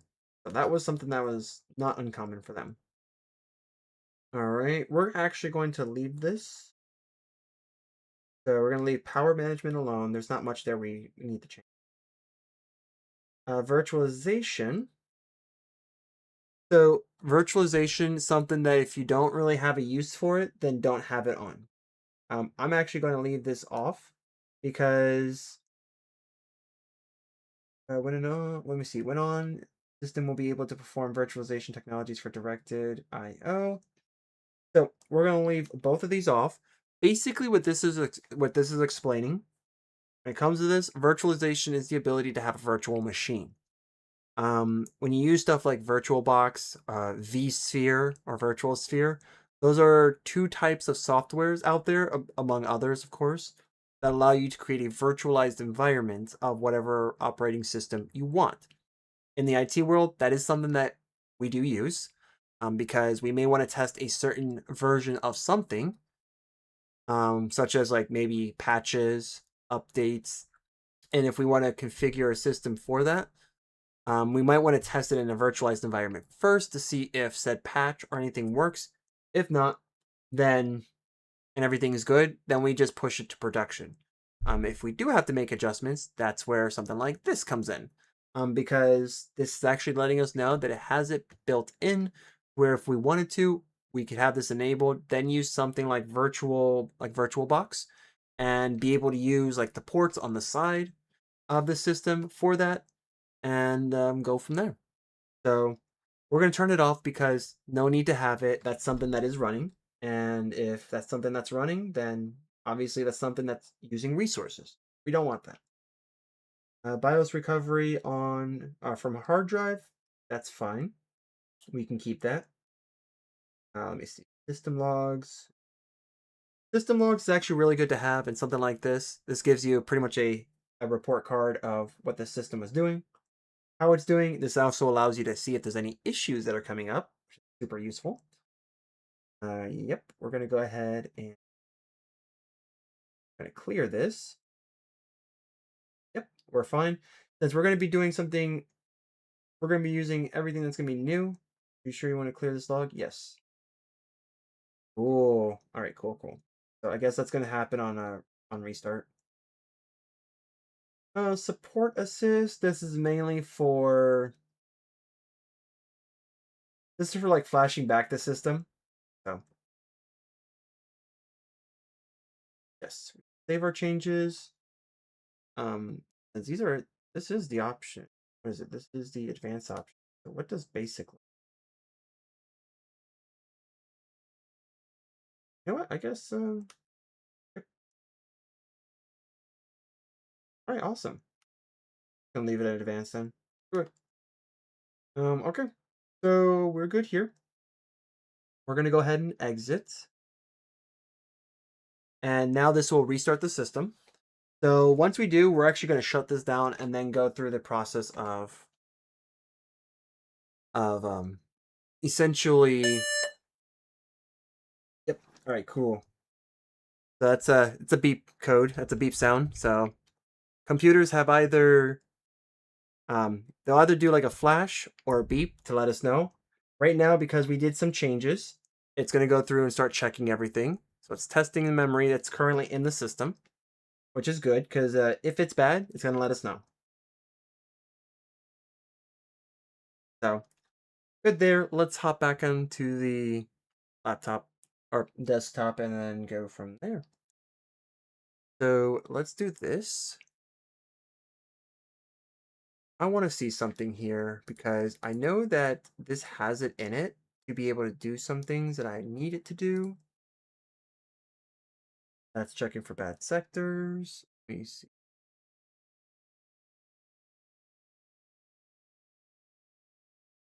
Application settings. No, this is just for the program itself. Nope. Downloading from there. Standard window installation. Yep. UEFI. Fine, because that's what modern systems are. So we're gonna go ahead and I want to see if this actually does work. If it does not, then we're gonna change some things. By the way, if you ever see an option where it shows like cool. It's a very loud system apparently. But if you ever want to know what happened, it's letting us know. Nothing happened. Everything is good. So yeah, we're gonna leave this for now. What I'm actually going to do is to enable you to restart system. Yeah. What I'm actually going to do now is just press and hold the power button so we do not.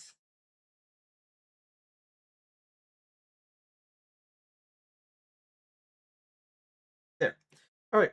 We have essentially silenced the beast. So it is shut off. But actually, this is warm and not too hot. Okay. So cool thing about what it just did, it looked at this and said, these two sticks are good to go. We're good. That means we have 16 gigs to work with here. This drive, I think, is going to be good. We just have to go through with imaging the system.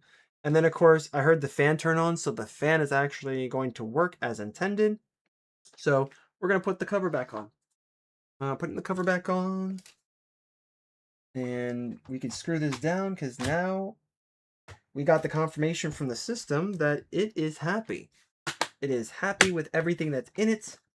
And I got the green light to essentially continue on.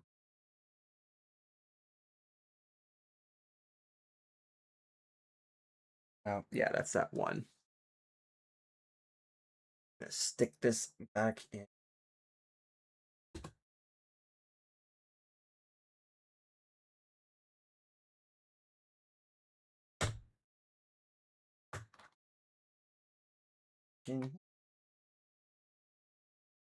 Back in here. Right here.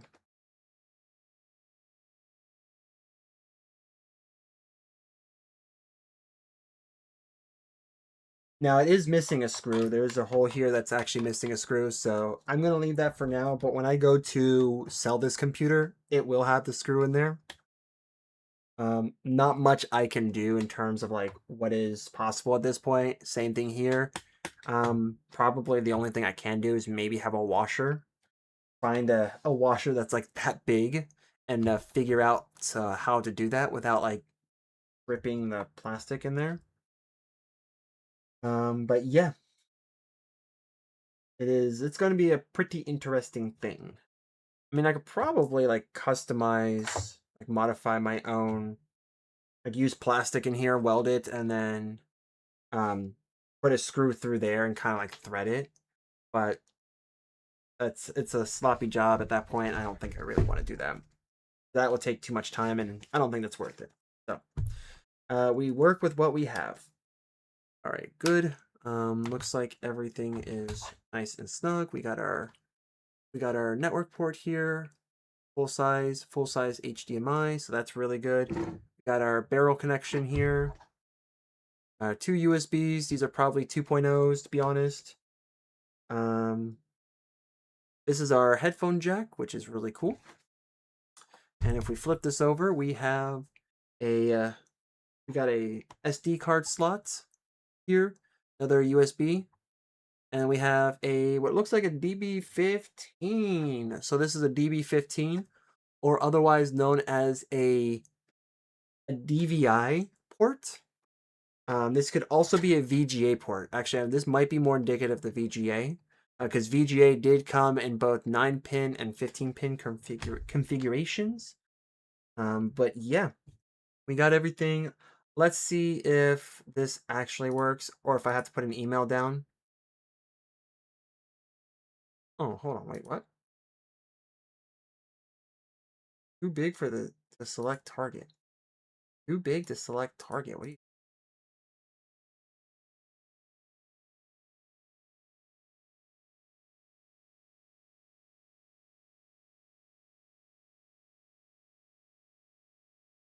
Oh, huh. That's interesting. You had me download that, and then tell me I can't use it. Tell me in so many words that you fighting me.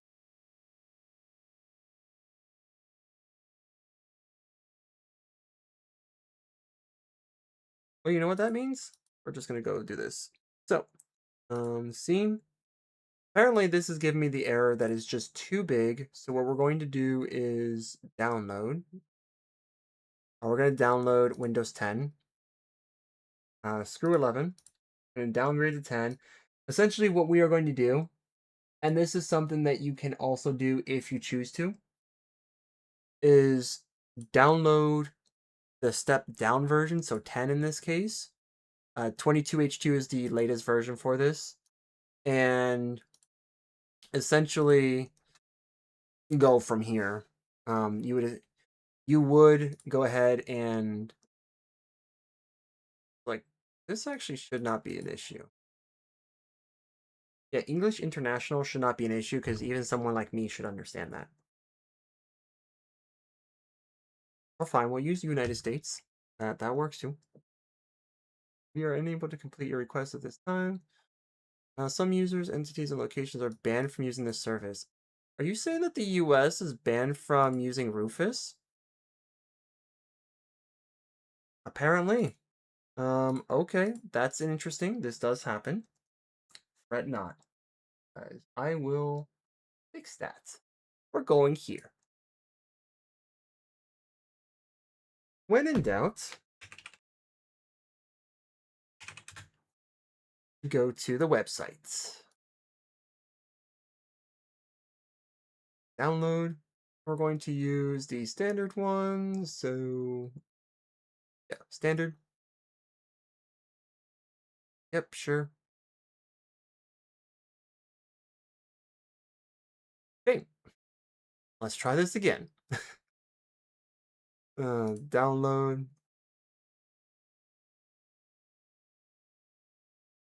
I don't know if we're gonna. Yeah, let's do 10. Because honestly, Windows 11 is not that far off. When it comes to this.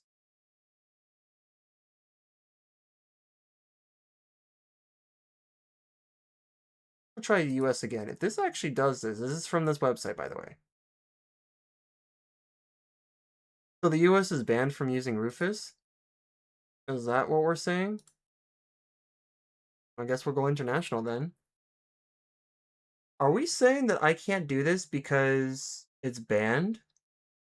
Hold on for a second. I'm gonna check something because that's absurd. That's absurd if that's the case. Let me check.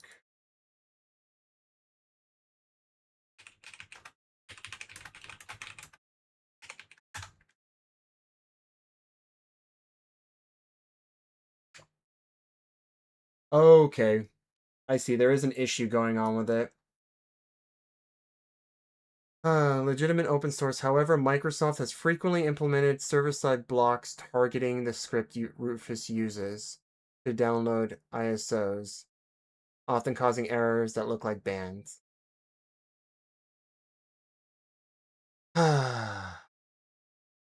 Thanks, Microsoft. I swear. You make our jobs so much harder.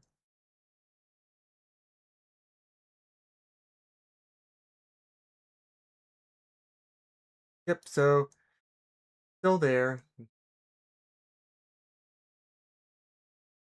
Okay.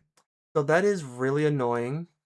Um Microsoft is going to basically make this very hard for me. And that means we have to get our own image for that. Let me see here.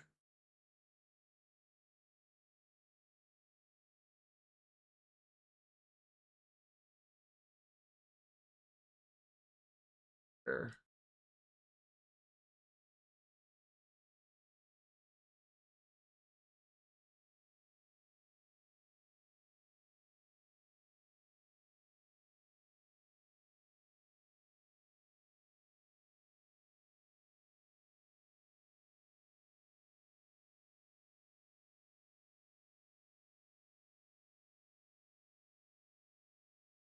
WinPass.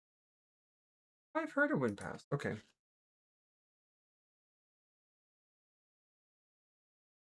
right, so we're going to do that. Let me get this real quick and then we will go from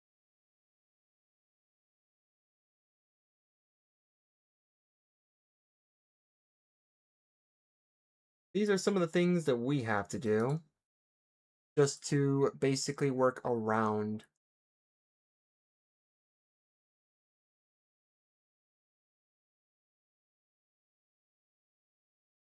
That's a picture. Thank you. I wanted to see the picture. I was stupid. Try that again. Have an application. The reg checks, registry file checks, repo image. Okay, I'm gonna have to check this.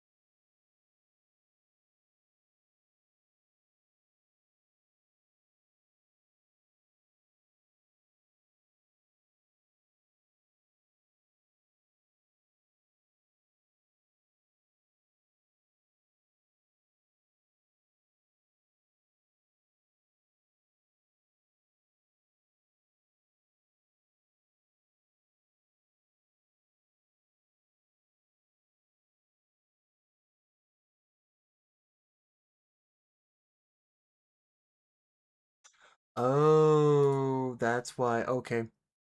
So the reason why this is not able to do that is because the drive itself is actually the culprit here. Which is weird because this is an 8 gig drive. I kind of actually do care about what's on. Show you guys. Privacy.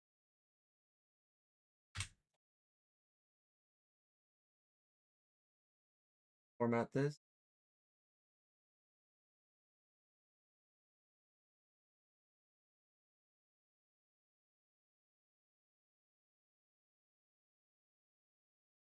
Go.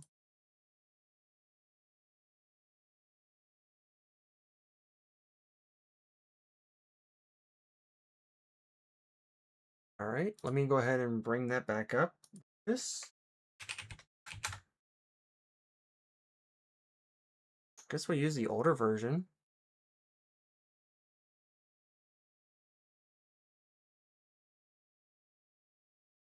Select.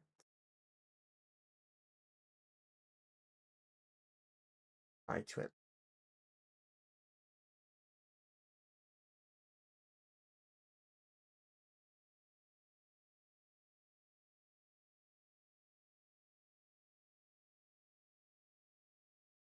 Not sure. Oh yeah, boost.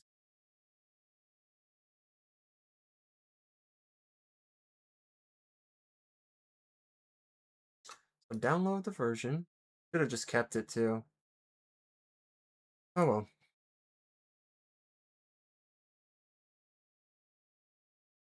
Now watch it not do this at all.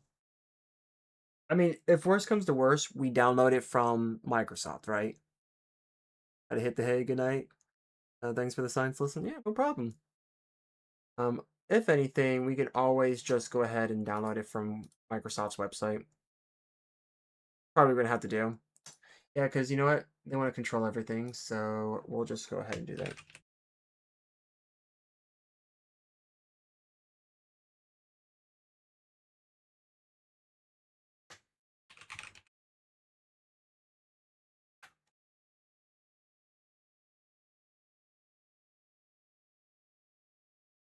Okay, so going to get the ISO.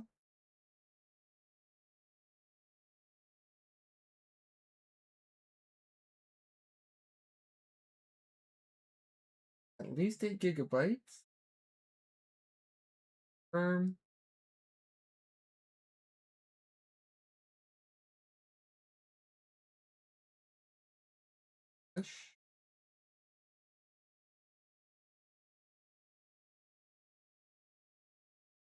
Really? So is the US actually banned? I can't believe this. I'm on Microsoft's website and it's just not working. Are you serious? Did Microsoft basically just get rid of the method to install this period? That's really stupid if that's the case. Like, I'm actually genuinely upset about that because, yeah, you know what? Screw you then. We'll go with an older one. That actually makes me super upset. Um, ban that guy. Will that be a lesson to anyone who uses Windows, including myself? Never trust Windows. So apparently, we're not going to download any such thing because this stupid little thing that they have going on is pissing me off. I need to like stop that. Let people actually be able to get images.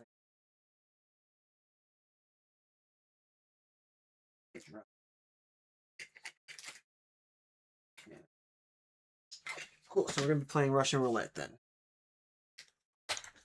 Maybe one of these drives has it. It is the problem about being someone like me. Not put here. You're gonna see the overhead cam of all these while we do this.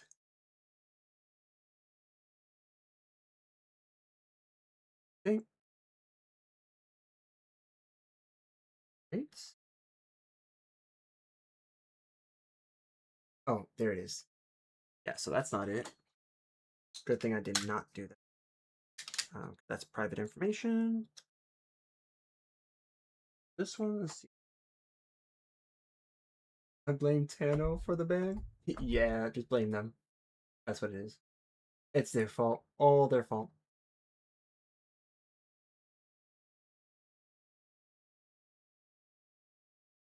Okay, so that's some other stuff. Okay. So it's not this one.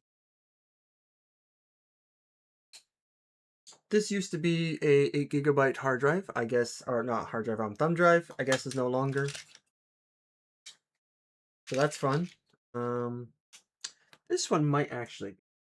I need to get Ventoy back on here. I can actually. Oh, okay.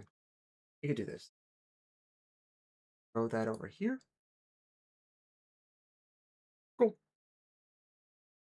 All right, so we're gonna go ahead and transfer some pictures over. After we do that, then we can go ahead and actually go through with imaging this thumb drive. And I definitely know this works because this has about at least 8 to 9 gigs worth of pictures. So we're gonna be good to go.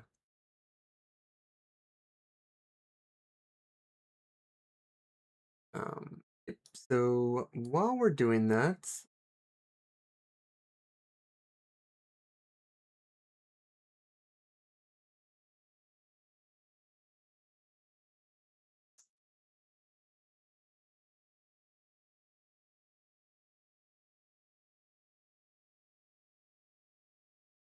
hey man, that sucks because it did work before.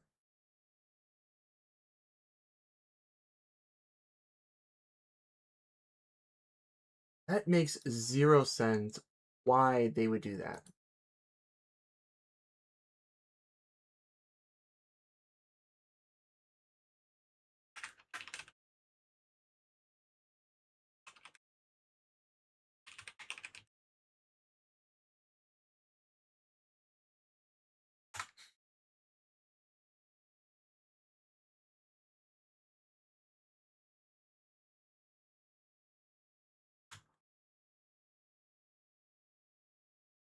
Chrome, Chrome works.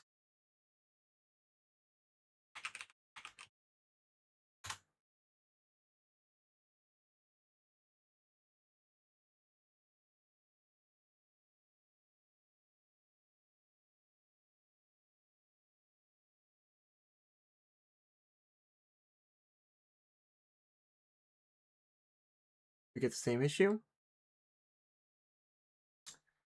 Same issue.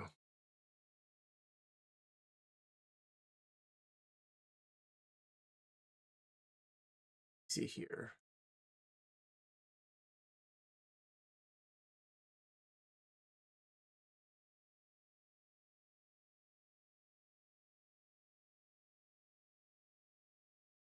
All right, let me here.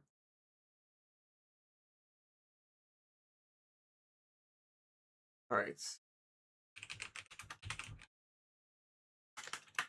Message code.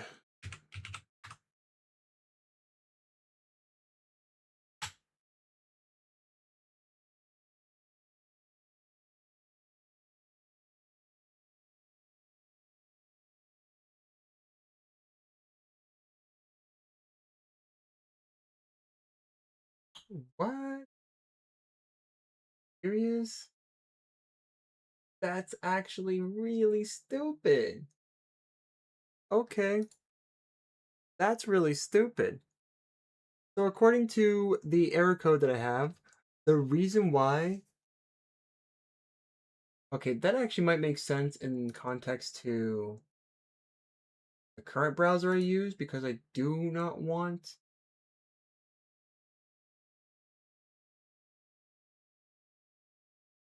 have all this pretty much track anything. So I do have like ad blockers and stuff.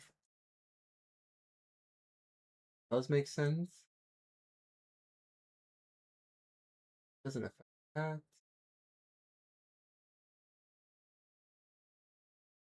Turn it off for this page. See now if I can download ISO. No, still. Okay, so the US is clearly banned, according to this. It's really stupid that they're doing that. But okay. So incognito or private mode, well, we'll try out incognito mode then. If that doesn't work, then I'm actually going to be genuinely pissed at Microsoft and might just go Linux for all my computers.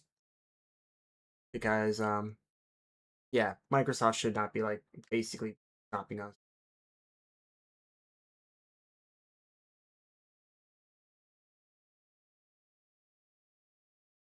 Let me see here.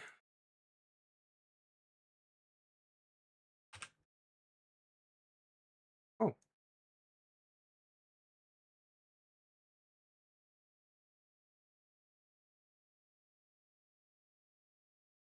incognito window. Go to Windows 11. From their website.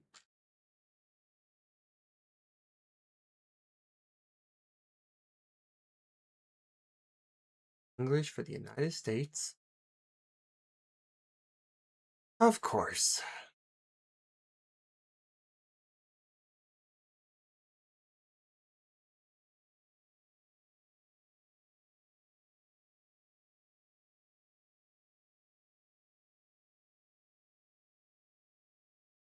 Awesome.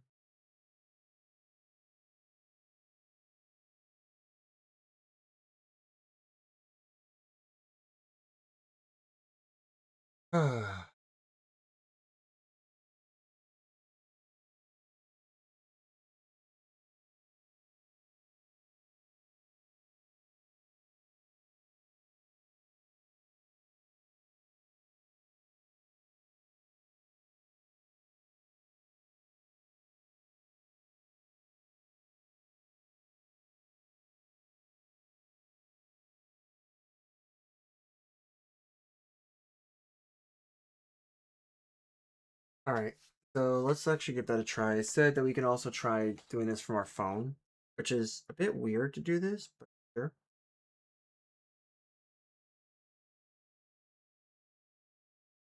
I hate the idea because this is the first time I've run into this issue with Microsoft just basically outright saying, nope, you are not allowed to download our ISO from our website. I've always been able to do this every time. And the fact that they're doing this now out of all times is extremely inopportune and it is so frustrating. Why I kind of hate them when it comes to stuff like that. I should have another here. Yep. Let's check here. Check this thumb drive. have. Perfect. Let me just start this up so I can see if this is 11 or 10.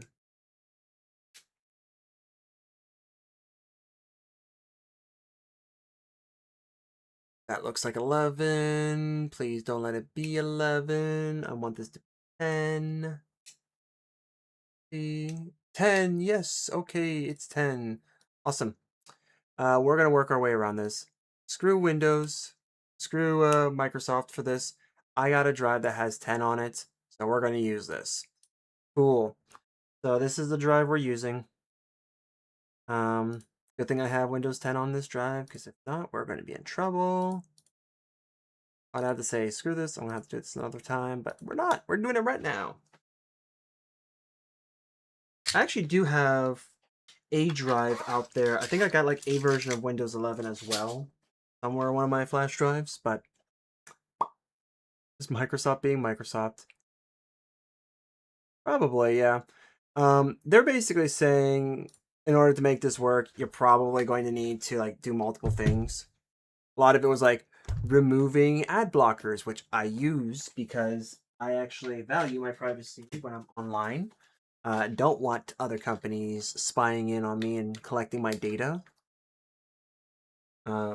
If you are seeing that, by the way, the little like artifacting that's here, that's not because of the screen. Screen is actually off.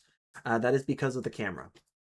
So the camera actually like shoots a bunch of lasers out at a rapid movement, so it can capture things when it can. So I'm going to go ahead, look this up. Typically on the imaging process, we will want to do not turn on. Oh. Oh. From what I understand, this is an original charger that I'm using. It is okay, so it's showing that it's on. Great. This means we are going to go ahead. I'm going to be plugging in this. This is my Windows 10. Plug it into the computer. When we turn this on, I am actually going to go straight to pressing maybe F11 or F12. So we're going to go ahead. I'm going to press F9 or F11 because one of those two typically goes to boot options. There you go. Boom. Awesome. What the heck is this? Not really any of this. Let's see here. Search and install the latest BIOS from various services. Hey. Let me see, because this is always interesting. Each laptop's different. It's 100% the screen. Oh, sure.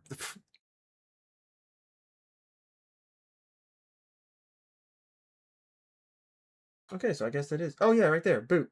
The boot devices. We have our drive that shows up right here. I go ahead and press that. Now it's going to go to our drive that's actually over here. And then from there, we go. We're going to be cooking now. Found a way around this stupid conundrum.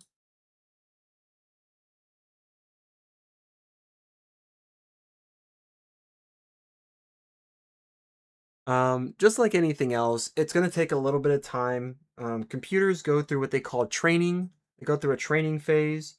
That's usually the initial boot when you add extra hardware to it or better hardware. Other than what it's used to, it's going to go through and train those to make sure that they are good. Apparently, this one's pretty loud when doing it, but it's it's a thing.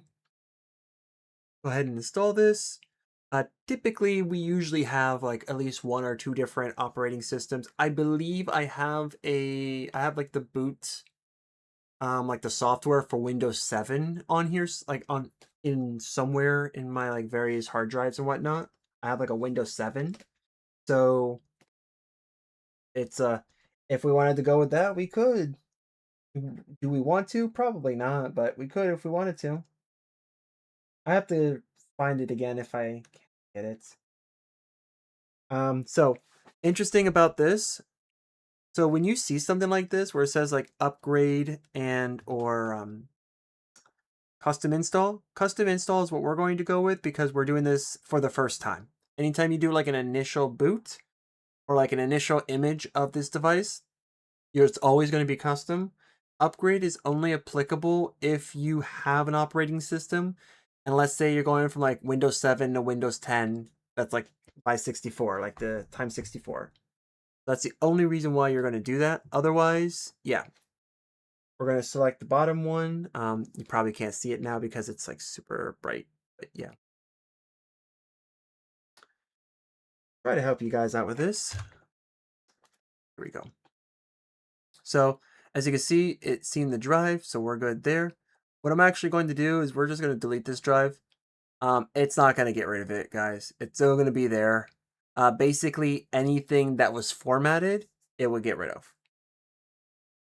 So ideally, people use they will click on the new button to create a partition.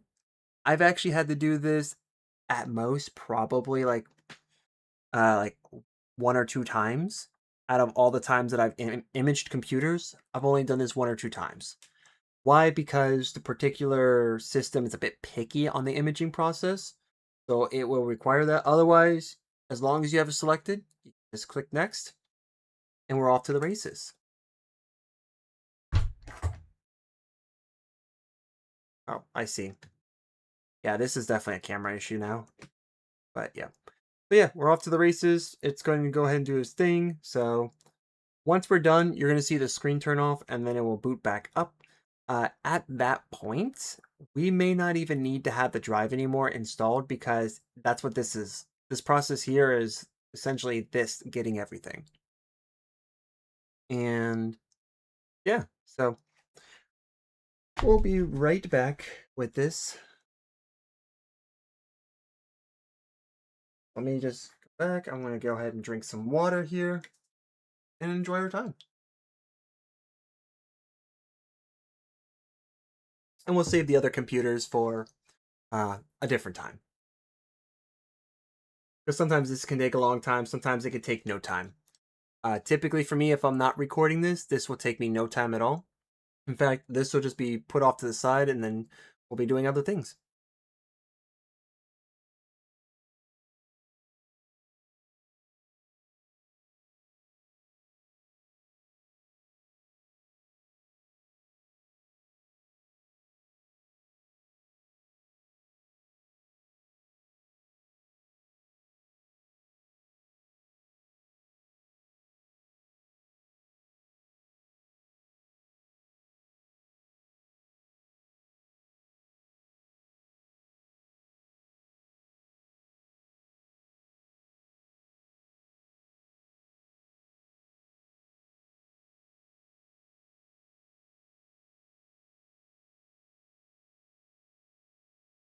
Ooh.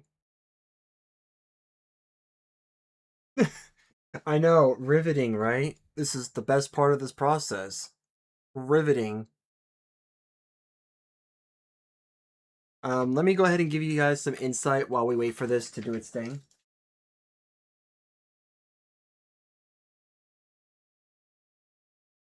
I'll give you some insight as to what we're going to be doing next. Next time, that is.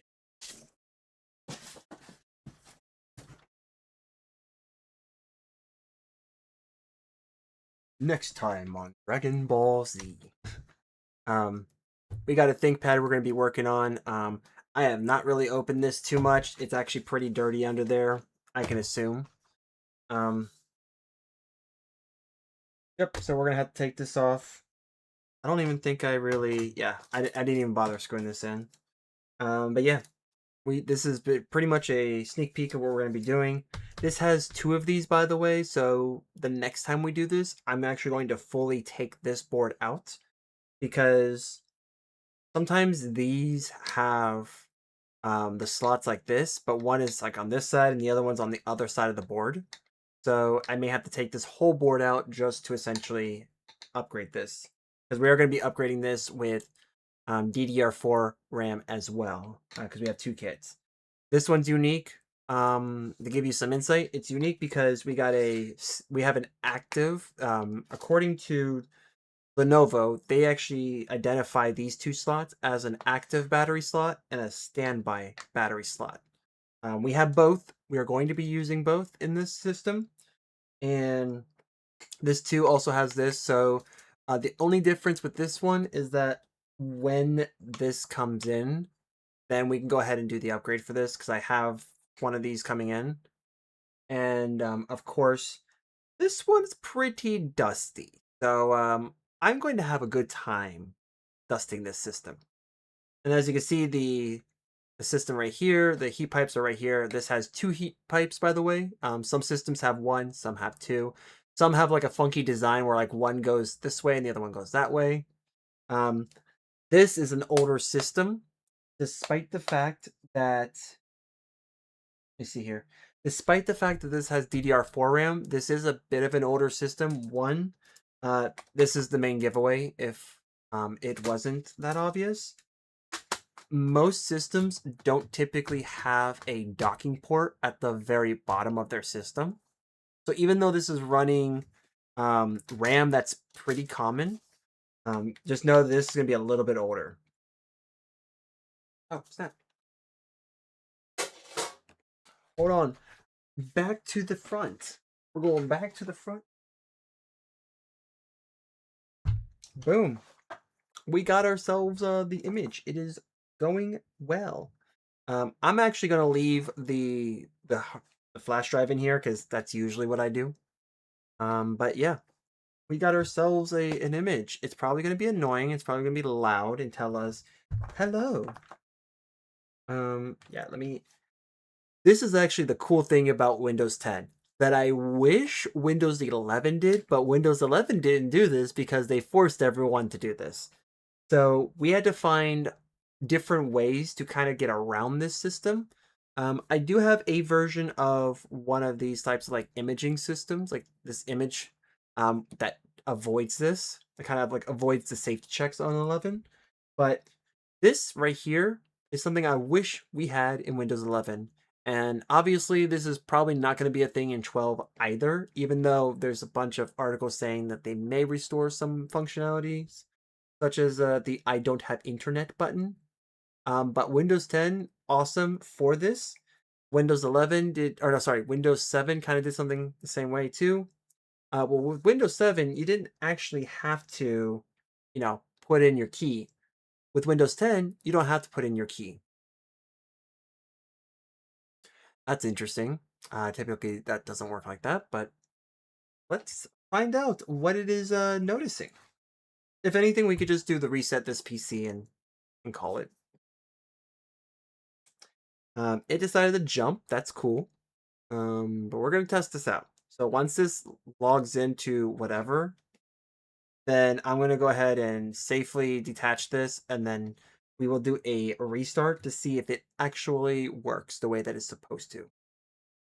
If it does, like I said, I'll do a reset with this system.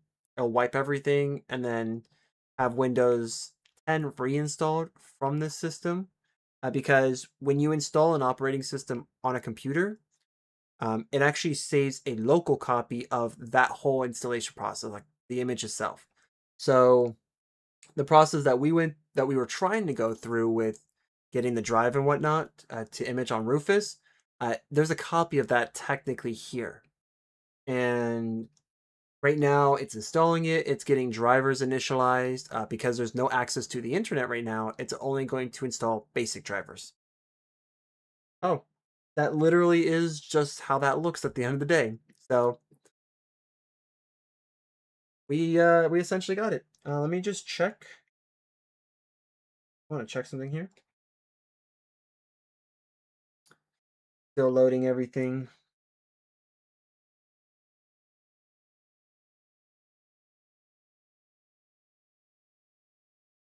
That's Microsoft Edge. What are we doing here? Oh, goodbye.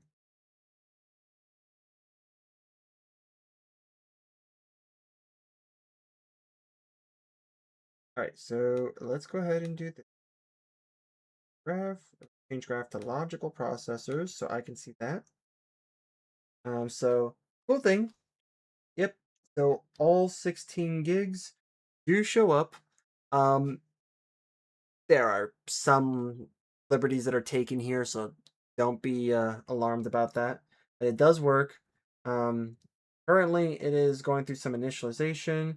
So like that's why we should be pegged this hard, but let's do a restart. I can tell this is actually just as generic as it can get, to be honest. When this shuts down, we're gonna pull out the drive. So we got our drive now here.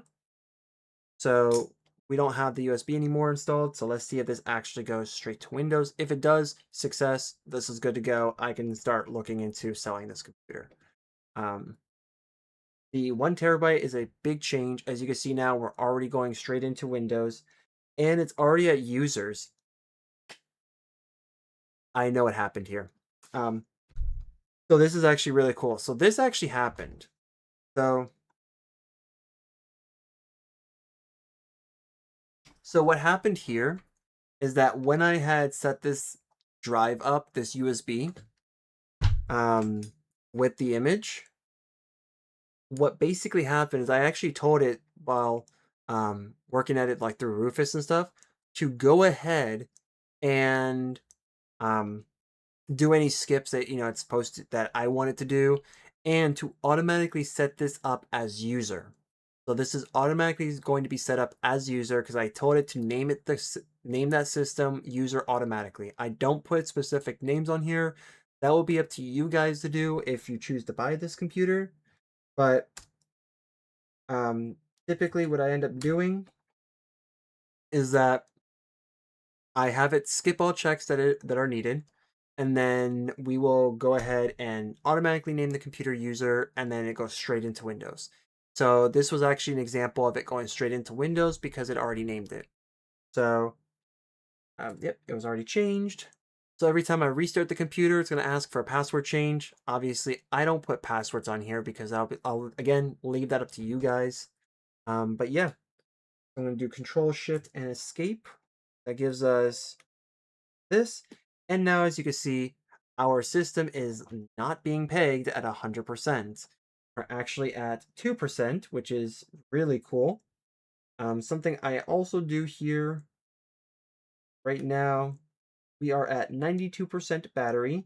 We're actually in the middle here, so we're not going towards like best performance or anything like that. Let me see what happens if we go to performance. Oh, yeah, that looks like we cranked it up. Ah, yep. Okay. So basically now what I'm going to do is I'm going to update this system and we're going to go ahead and simply upgrade it to Windows 11. That's what's going to happen. Windows 10 is still a very much usable operating system. Just keep in mind that with something like this, we are at the end of the official support. We've been at the end of this official support since last year, but you can still use this if you want to. Just keep that in mind. Yeah. Let's go ahead and do this. So this was something that was a bit different. I'm not used to doing stuff like this on live stream. So if you guys really do want to see this as a live stream, don't be afraid to let me know when I do my streams of the usual games that I play or the random games that I play. But we're gonna have some fun with hopefully getting more of these fixed. Hopefully by the time I actually, do the streams, I actually have what I need to do them. Because that's kind of the challenge, is waiting for parts. So we got really lucky with this one. This is cool. I'll have to look more into the whole like Rufus deal and Microsoft not allowing people to just, get ISOs from their websites, as well as using something like Rufus. I'll look into Tano, just to kind of get some more information about that, because that is a bit strange. But yeah, I mean, we're doing pretty good with this. We have two computers that do technically work. So that's really cool. We even got like an upgraded system, which is super, super cool. I love that. So now we've upgraded the memory on this. Now this older laptop is running at 16 gigs of RAM. We have a 1 TB NVMe SSD that's on here now, that it didn't have before. And yeah, I mean, it has fresh paste, so it's going to be nice and running cool for its time. And you know, it'll just be a matter of whoever has this computer, when they want to use it. So I'm gonna go ahead and do this real quick. I'm gonna get this hooked up to my internet here, so that way we can get the updates going, because that's gonna be something I need to do. But yeah, that will be it. So thank you guys so much for being here on this rather unique stream, and I will hopefully see you guys next time. Till then, ta-ta for now. Have a good one. See ya. See you guys.